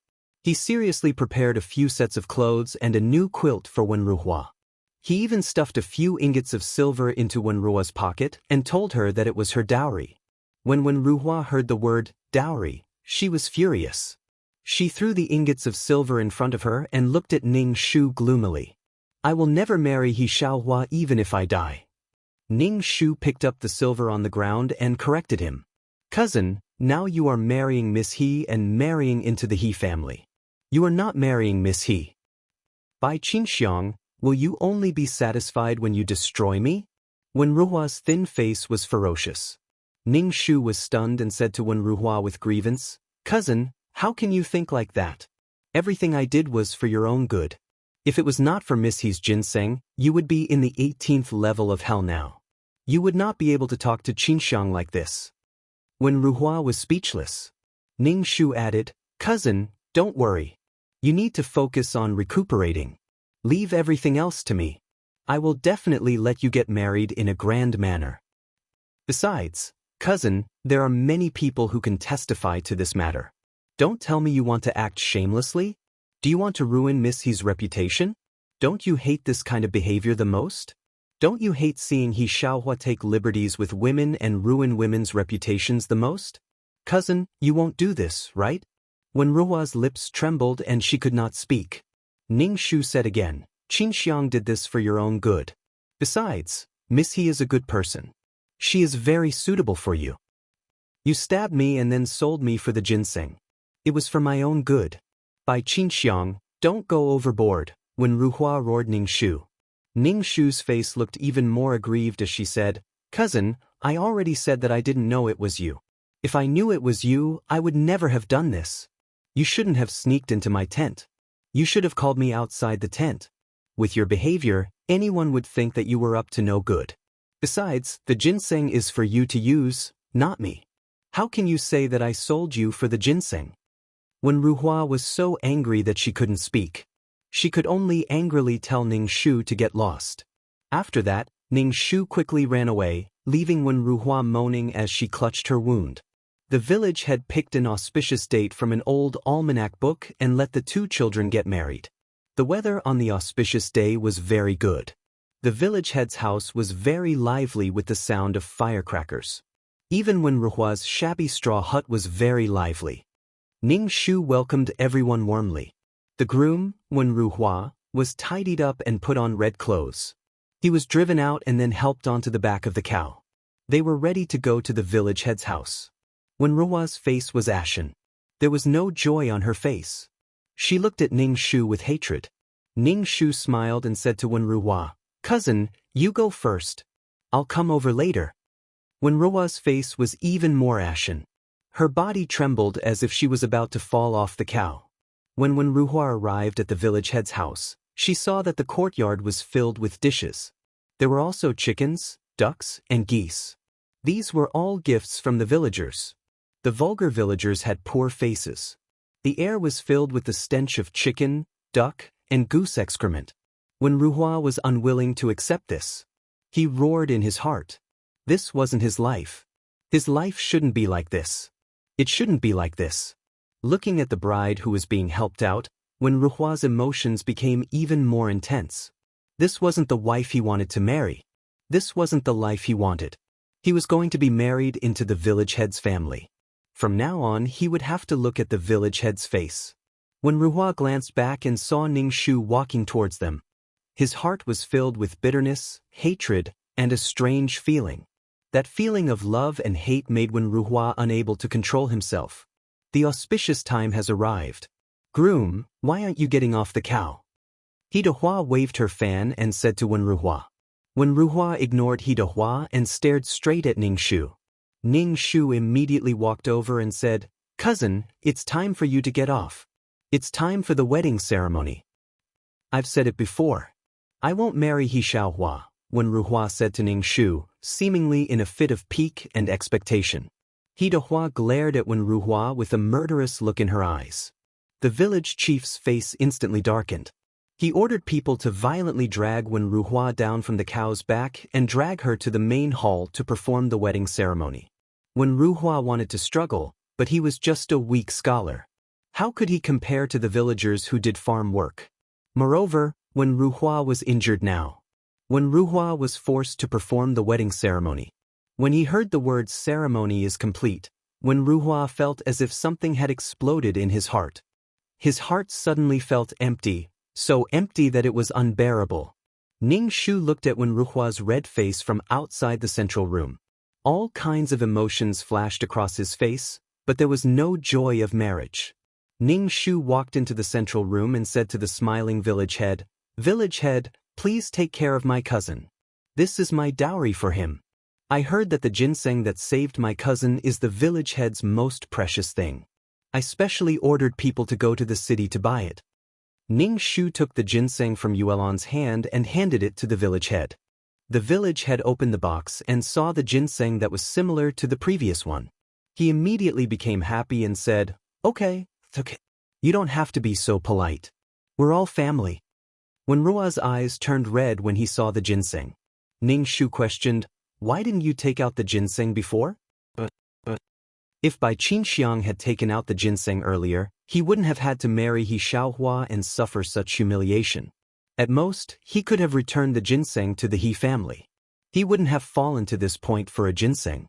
Ning Shu thought to himself, "I love to see you struggle in vain." Ning Shu's face showed a stunned expression and said, "There was no ginseng before. I saw that you were going to get married, so I specially bought one for you as a wedding gift. Did I do anything wrong?" Wenruhua's heart was burning. She wanted to grab her chest and roar to vent the anger in her heart. If she continued to hold it in, Wenruhua felt that she would go crazy. Wenruhua took off the big red flower on her chest and threw it on the ground. She said to the village head, "I've returned the ginseng to you. I won't marry He Xiaohua." The old village head's face turned cold. He Dehua said to Wenruhua coldly, "Bastard, let's see if you can walk out of this central room alive. If you can go back alive, I'll take your surname." He Xiaohua directly lifted the veil and said to Wenruhua with a ferocious face with terrible makeup, "Don't talk nonsense. Let's go to the bridal chamber." Chapter 170. Wenruhua was dragged into the bridal chamber like a pig waiting to be slaughtered. As for the situation in the bridal chamber, Ning Shu did not know what it was like. Ning Shu felt that He Xiaohua should take it easy. After all, Wenruhua still had a hole in her belly. At noon, they had a wedding banquet at the village head's house and were ready to return to the thatched cottage. "Beauty!" Hidewa jumped down from the slope and pretended to be elegant as she opened her fan and fanned herself. Ning Shu said, "Beauty, you see, Wenruhua is already married to my sister. Shouldn't we get married too? You and I are practically a match made in heaven. We'll be even closer." Ning Shu only said one word, "Get lost." "Beauty, don't be like this. My younger sister is married now. My father has his eyes on me. I don't have a good life." Hidehua chased after Ning Shu. "Don't tell me a man like me doesn't deserve you?" Ning Shu looked at Hidehua. "Get lost." Hidehua touched her nose. "Can you be more tactful? Fortunately, I am magnanimous. Otherwise, I would have been hurt by you." Ning Shu could see that Hidehua was just talking nonsense. He said disdainfully, "If you meet a girl who takes your words seriously, let's see what you will do." Hidehua fanned herself and said with a laugh, "That's good. If she is serious, I will get married immediately. I am casting a wide net." Ning Shu thought, "Get lost." Ning Shu planned to leave. Anyway, Wenruhua had found happiness. In the future, she would have sex with He Xiaohua and have a litter of babies. It had nothing to do with him. By the way, get rid of this broken thatched cottage. In 3 days, my sister will bring Wenruhua back to her family. This is also Wenruhua's family. You are also my brother-in-law's family. Tis. I have long wanted to get rid of this broken thatched cottage. It is too ugly. Hidehua said to Ning Shu. Ning Shu was speechless. Bring Wenruhua back to her family. Ning Shu glared at Hidehua. My cousin will kill you if you humiliate him like this. The scholar has been rebelling for 100 years. Look at him. I don't even need to do anything. My younger sister will be obedient. Hidehua said disdainfully. Since you look down on my cousin so much, why did you agree to this marriage? Ning Shu was very puzzled. Hidehua said, first of all, He Xiaohua likes Wenruhua very much. Second of all, my father respects scholars and wants to have a child who can read. Oh, so Wenruhua was just a tool to borrow his seed. Wenruhua had always prided himself on being noble. He probably didn't think that he would have such an image in other people's hearts. Ning Shu originally wanted to leave, but he remembered that when Ruhua was going back to her parents' home, he couldn't miss such a rare occasion. Therefore, Ning Shu quietly waited for his return 3 days later. On the morning of the third day, Ning Shu didn't sleep in. He waited at the door early in the morning and asked Yulan to hang 2 strings of firecrackers. Not long after, 2 figures could be seen walking towards them. He Xiaohua was wearing festive clothes, and even when Ruhua was wearing brand new clothes. However, when Ruhua's complexion wasn't good, her face was green. On the other hand, He Xiaohua was radiant. It seemed that when Ruhua had nourished her very well. Light the firecrackers. Ning Shu called Yulan. Yulan nodded and trembled as she lit the firecrackers. The crackling sound startled when Ruhua and He Xiaohua who were approaching. He Xiaohua's face was flushed as she called Ning Shu, cousin. Ning Shu generously called He Xiaohua cousin-in-law, which made when Ruhua's face turn ashen. She felt that when Ruhua was like a barrel of explosives. Just a glance or a word from others could make when Ruhua have a violent reaction. He Xiaohua came over with a gift and then went to the kitchen to prepare lunch. After all, they had to eat lunch here. Ning Shu asked when Ruhua, "Cousin, how are you doing? You and cousin-in-law seem to be very happy." When Ruhua's face twitched, she actually gave Ning Shu a very gentle smile. When Ning Shu saw this smile, his hair stood on end. It was very disgusting. When Ruhua's face was thin and blue. When she smiled, it was a fake smile. It looked very ugly. Ning Shu smacked his lips and said, "Cousin, you've become a lot more haggard recently." "Who did I become like this because of?" When Ruhua couldn't help but roar at Ning Shu. "What happened?" He Xiaohua stood in the kitchen with a spatula and looked at Ning Shu and Wen Ruhua in confusion. When Ruhua immediately said, "Nothing. Talk to your cousin properly. Why do you keep roaring at her?" He Xiaohua said and turned to go into the kitchen. Ning Shu looked at Wen Ruhua with some surprise and said, "Cousin, it seems that you and cousin-in-law are getting along very well." Strictly speaking, Wen Ruhua was a little afraid of He Xiaohua. In 3 days He Xiaohua had tamed Wen Ruhua. Wen Ruhua reached out to grab Ning Shu's hand. Ning Shu dodged. Wen Ruhua's face trembled. She said gently to Ning Shu, "Cousin, let's elope." Cough cough. Ning Shu beat his heart and choked on his saliva. "What are you talking about?" Ning Shu looked at Wen Ruhua in surprise. Wen Ruhua's face showed pain and sadness. She looked at Ning Shu with regret, affection, and helplessness in her eyes. Ning Shu said, "Cousin, I really regret it. I shouldn't have been angry with you before. After marrying He Xiaohua, I realized that I have always loved you. Everything I did and said was because I care about you. Cousin, let's go and wander around the world. You can even let me go to the imperial examination. In short, I can't leave you." Ning Shu, he was speechless. "But you are already married to cousin-in-law. How can you abandon her? How can cousin-in-law live?" Ning Shu curled his lips and said, When Ruhua waved her hand, "What does He Xiaohua have to do with me? I had no choice but to marry her. I don't love her at all. Cousin, let's leave here." "Cousin, what exactly happened? Tell us and we can think of a solution together. Seeing you in so much pain, Qin Xiang also feels bad." Ning Shu said gently to Wen Ruhua. Wen Ruhua's face revealed an embarrassed expression. She took a deep breath and said, "Qin Xiang, I've never seen a woman as loose as He Xiaohua. She's so fierce in bed and doesn't care about my feelings at all. Moreover, she's so excited. You also know that He Xiaohua isn't someone I like. I don't want to have sex with her at all. Qin Xiang, the person I've always loved is you. I don't have any feelings for He Xiaohua at all, but she has never considered my feelings. She deserved it. Did you consider Mu Yanlua's feelings when you slept with her?"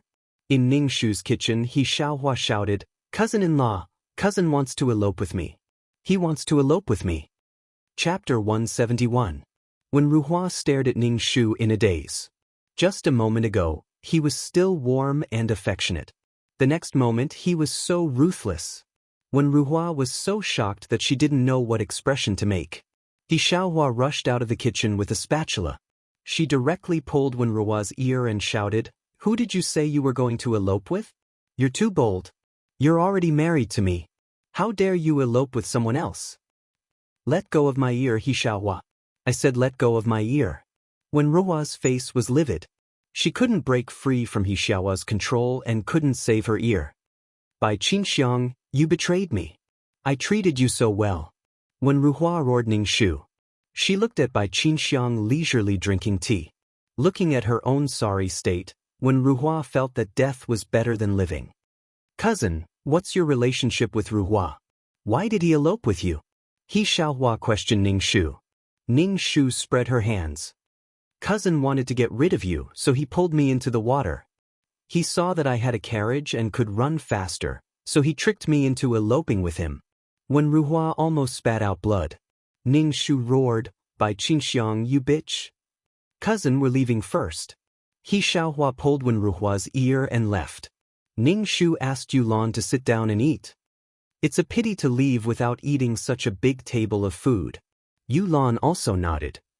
He Xiaohua is really a powerful woman. Miss, when are we leaving?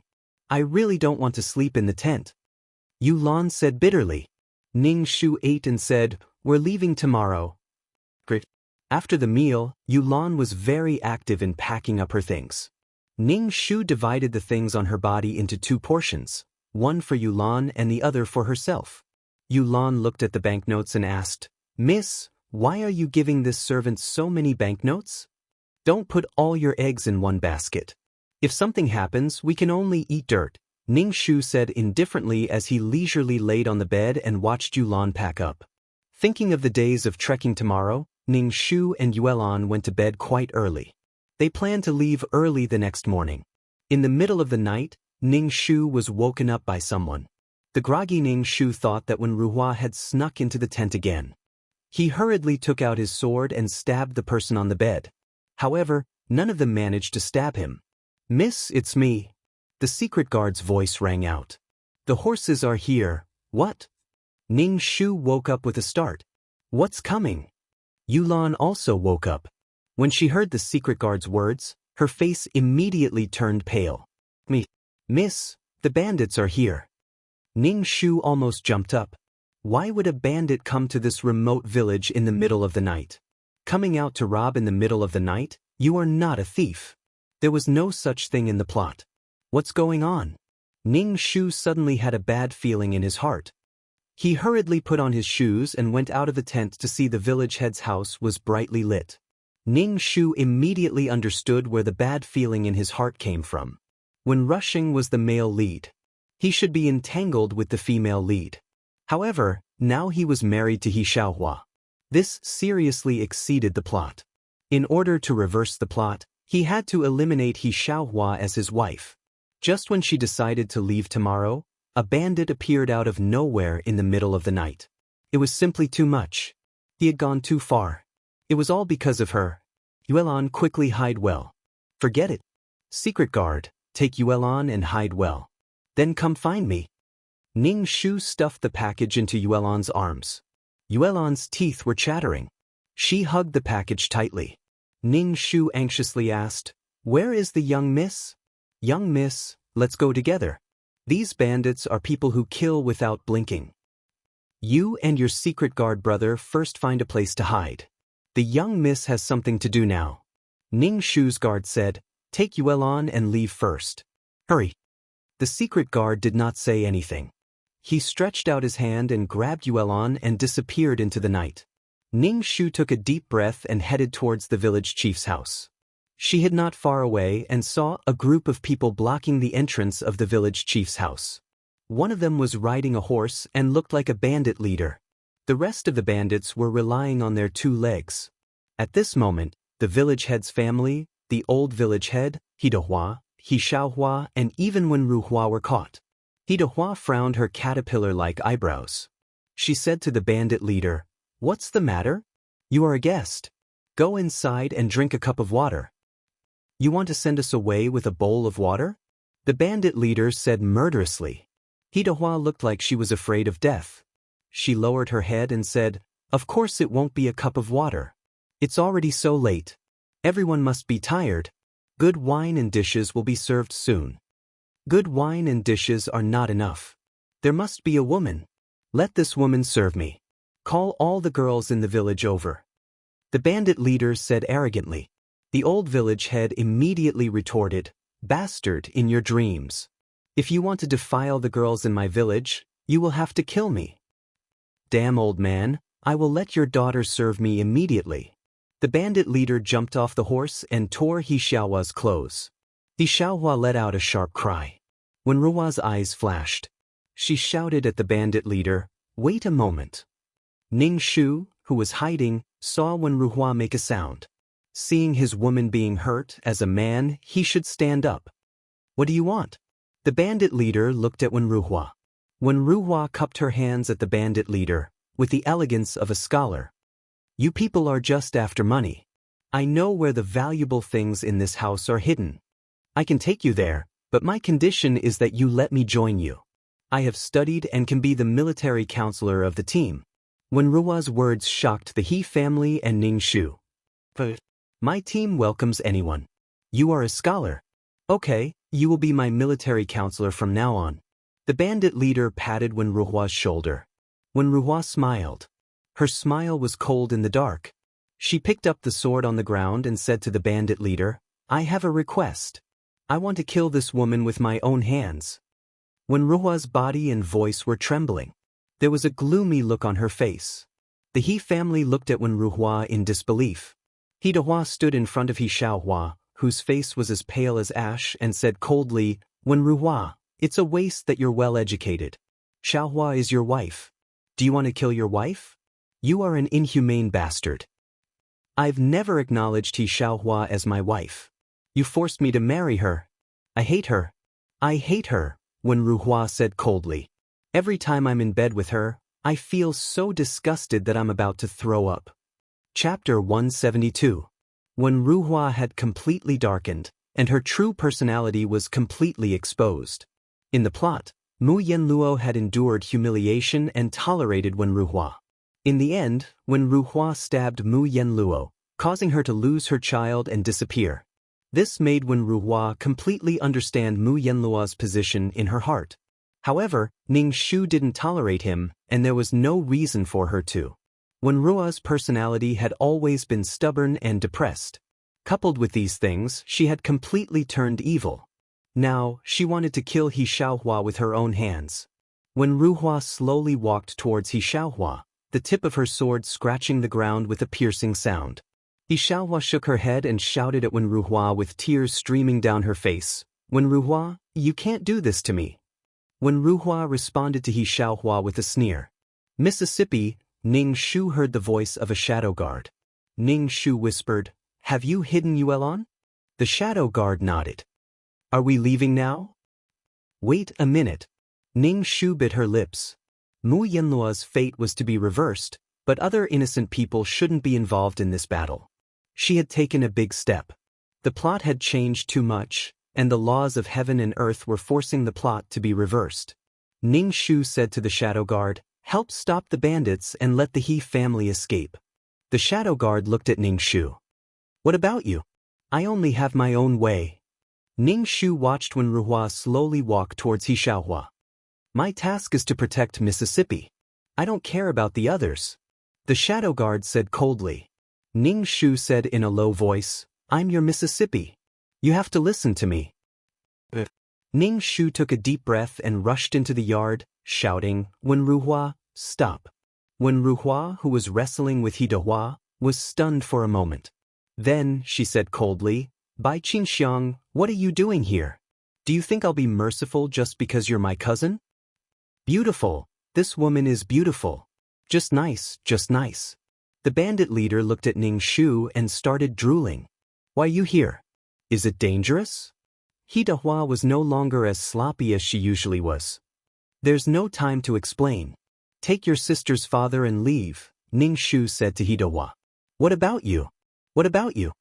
He Dahua frowned.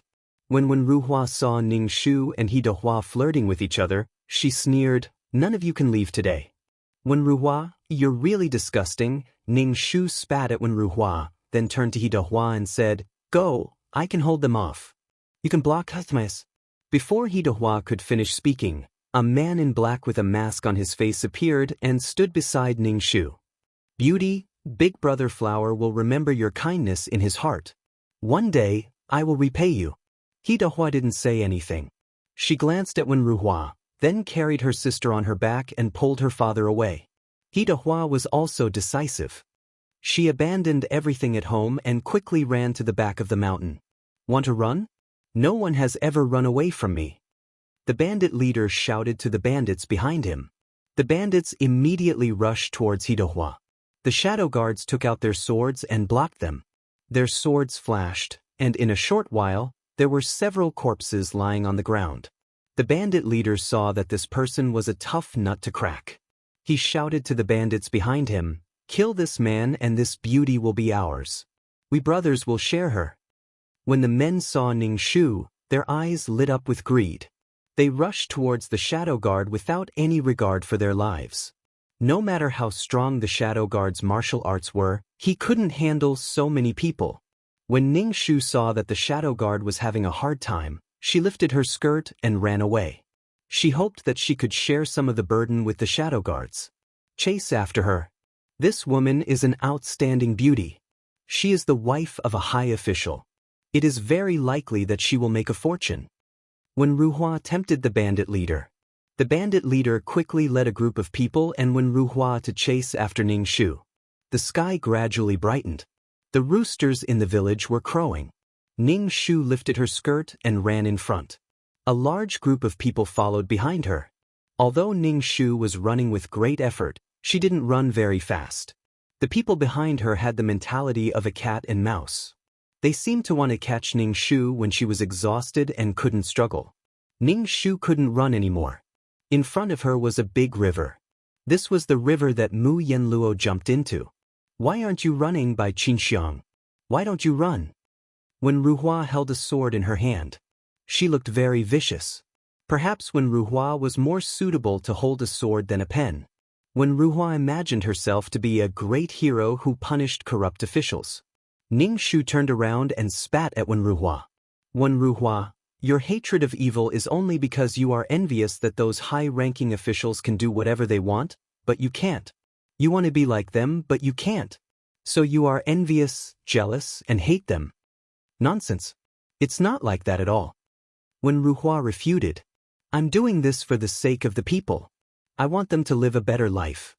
Without these corrupt officials, the people can live a real life." "Bah, Wenruhua, you've joined the bandits. Do you know what bandits are? They burn, kill, rob, kill, and take lives. Everywhere they go, there will be whales." Ningshu said disdainfully. "Wenruhua, you crave power but can't get it. You're still using the mask of righteousness to wrap yourself up. Don't you have any shame? Later, you'll still rob this village and even kill the villagers. What's the difference between you and those corrupt officials?" Ningshu's heart was on fire. Why hadn't the shadow guards arrived yet? Ningshu glanced at the river. Did she really have to jump in? "I crave power. If I had power, would you, by Qinxiang, choose the son of a high official?" Wenruhua said indifferently. "When I have power, I'll kill all the corrupt officials in the world." Ningshu replied with 3 words, "Ha ha ha. Boss, let me tell you a secret. This village has a big secret." Wenruhua ignored Ningshu and said to the bandit leader. The bandit leader immediately asked, "Oh, what's secret?" Wenruhua moved closer to the bandit leader's ear and seemed to be saying something. However, the sword in her hand stabbed into the bandit leader's heart. The bandit leader looked at Wenruhua in disbelief and his body fell to the ground. "Master, first master?" The lackeys all cried out in alarm as they looked at Wenruhua in astonishment. Ningshu was also stunned. Looking at the bloody sword in Wenruhua's hand, Wenruhua's expression was very cold. The gloominess between her eyebrows dissipated. It was as if something had broken out of her body. Wenruhua was completely different. It was as if Wenruhua was supposed to be like this. Wenruhua raised the bloody sword in her hand and shouted loudly, "From today onwards, I'm the boss of this team. From today onwards, I'll lead everyone to live better lives and have more money and beauties. If anyone objects, they'll end up with this corpse." When Ruhua kicked the corpse of the boss on the ground. Chapter 173. After when Ruhua intimidated the bandits, she turned around and looked at Ning Shu with her sword in hand. Ning Shu extended her hand and said coldly, "Cousin, come here." "I'd be crazy if I went there." Ning Shu took a step back. Behind her was the river. There was no way out. When Ruhua revealed her white teeth, Ning Shu smiled as if she was bewitching her. "Bai Qingxiang, come here. Do you want me to catch you personally? Are you waiting for your guards?" When Ruhua said coldly, "I'll catch you when your guards arrive." When Ruhua walked over with her sword in hand, Ning Shu immediately said, "Don't come over. If you come any closer, I'll jump. I'm really going to jump. With your vanity, you won't bear to die." When Ruhua didn't stop walking, she obviously knew Bai Qingxiang very well. Ning Shu looked anxious. She lifted her skirt and shouted at Wen Ruhua, "Don't come over. I'm really going to jump." Wen Ruhua was different now. She was no longer a lonely scholar. She had so many subordinates. She couldn't win against Wen Ruhua now. Ning Shu felt that it was her own fault. If she wasn't wearing the female lead skin, grass would be growing on her grave. Sigh, Wen Ruhua, I'm really going to jump. Fuck, I'm really going to jump. Ning Shu lifted her skirt and shouted at Wen Ruhua. Wen Ruhua sneered. Her smile was full of sarcasm. Ning Shu took a deep breath. She knew that she couldn't be caught by Wen Ruhua. If she was caught, she would be tortured by Wen Ruhua like in the plot. Moreover, there were so many bandits. With Wen Ruhua's hatred for her, she would probably treat her like a prostitute and serve these bandits. Thinking of this, Ning Shu no longer hesitated. She jumped into the river and gulped down 2 mouthfuls of water. She heard Wen Ruhua's roar. "Bai Qingxiang, I won't let you go even if you die." "Miss." The secret guard appeared. If you had appeared 1 second earlier, you wouldn't have had to jump. The river was very fast. Ning Shu disappeared in a few seconds after jumping in. The secret guards searched along the river. Wen Ruhua's eyes were red as she shouted at the bandits, "Find her. Even if she dies, we must find her body. Bai Qingxiang, you bitch." Ning Shu could feel the pain of the undercurrent hitting his body. He tried his best to dig with his limbs. Thinking about how Mu Yanluo had suffered a miscarriage and jumped into the river, Ning Shu felt that he hadn't gone overboard at all. Wen Ruhua was originally a person with a flawed personality. If she was in the modern world, she would be a terrorist who would affect the stability of society. Now that Wen Ruhua had become a bandit, she would probably cause chaos wherever she went. Moreover, Wen Ruhua always used justice to flaunt herself. It was so disgusting. Ning Shu dog-paddled for a while and was exhausted. He was hit by the undercurrent in the river and his whole body felt like it was being torn apart. He fainted from the pain. When Ning Shu woke up, half of her body was still soaked in water. Fortunately, she was still alive. The problem was, wasn't she supposed to be at the divine doctor's house? Why did he leave her here and no one cared about her? They were both female leads, but why was there such a big difference? Ning Shu moved her body and felt some pain. There were also scratches on her arms, which were caused by the submerged reefs in the river. Ning Shu looked around and found a man not far from him. He was dressed in white and seemed to be fishing. Ning Shu immediately shouted, "Hero, help." The man in white turned to look at Ning Shu, put away his fishing rod, and left with the bamboo basket. Damn, I've never seen such a heartless person. Ning Shu hurriedly got up and wrung the water from his skirt. He lifted his wet skirt and chased after the man. He didn't have the fate of being the female lead and had even contracted her illness. He had to rely on himself for everything. As soon as he approached the man, Ning Shu smelled the fragrance of medicine on his body. His hair was tied up with a wooden hairpin, meticulous and meticulous. His whole body exuded a cold aura. This coldness came from his bones. It was austere and unapproachable. This was one of Mu Yanluo's harem, the divine doctor. In the plot, Mu Yanluo was saved by a villager and sent to the divine doctor's house. The divine doctor basically didn't do anything, but at that time, Mu Yanluo was in a miserable state with scars all over her body. Perhaps the divine doctor wanted to challenge his medical skills, so he treated Mu Yanluo and healed her like a cheat. Moreover, the scars on her body and face disappeared, just like before. It was even more exaggerated than skin removal. However, Ning Shu could understand. Mu Yanluo couldn't have been disfigured forever. Without her smooth skin, how could she have attracted so many men to the point that they decided to share her? The divine doctor was the calmest and most restrained man in Mu Yanluo's harem. He was also the coldest man. When he was with Mu Yanluo, the only time they had sex was when the divine doctor was concocting a medicinal powder. The powder changed into an aphrodisiac, and its effects were extraordinarily strong. Don't ask how a divine doctor concocted an aphrodisiac. It was all for the sake of the plot. The divine doctor forced himself on Mu Yanluo under the influence of the medicinal powder. Ning Shu stared at the divine doctor's back. Damn it, don't you have hands? Can't you do it yourself? The divine doctor was indeed a divine doctor. After they had sex, the divine doctor gave Mu Yanluo a pill and said that if she put it down there, she would become a virgin again. In other words, he wouldn't take responsibility. Mu Yanluo took the pill and didn't say anything. From then on, the divine doctor never touched Mu Yanluo again. He wasn't like other men who would be infatuated with Mu Yanluo's body after having sex with her once. But the divine doctor didn't. Even when he shared Mu Yanluo with other men, those men would fight for the right to use Mu Yanluo. The divine doctor didn't. He would only do his own thing quietly. But Mu Yanluo liked the divine doctor. He couldn't understand why the divine doctor wanted to join the harem. He didn't feel that he was after Mu Yanluo. He didn't fight for her favor, nor was he infatuated with Mu Yanluo's body. The divine doctor turned around and looked at Ning Shu. He said coldly, "Why are you following me?" The divine doctor's voice was so cold that it made one's heart tighten. Ning Shu squeezed out 2 drops of cat urine and stammered, "This little girl was alone and had no family. I felt that there was no meaning in living, so I decided to jump into the river.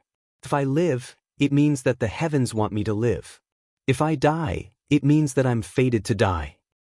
Now that I'm still alive, it means that the heavens want me to live. I must stay strong and live on." Ning Shu clenched her fists and said passionately. The divine doctor looked at Ning Shu as if he was looking at a crazy person and ignored her. Ning Shu continued, "Hero, we can be considered to be fated. The first person I saw when I woke up was you. Since we are so fated, let's be good friends." The divine doctor still ignored Ning Shu. Ning Shu continued, "Divine doctor, I want to be your disciple. I want to know how to cure the aphrodisiac.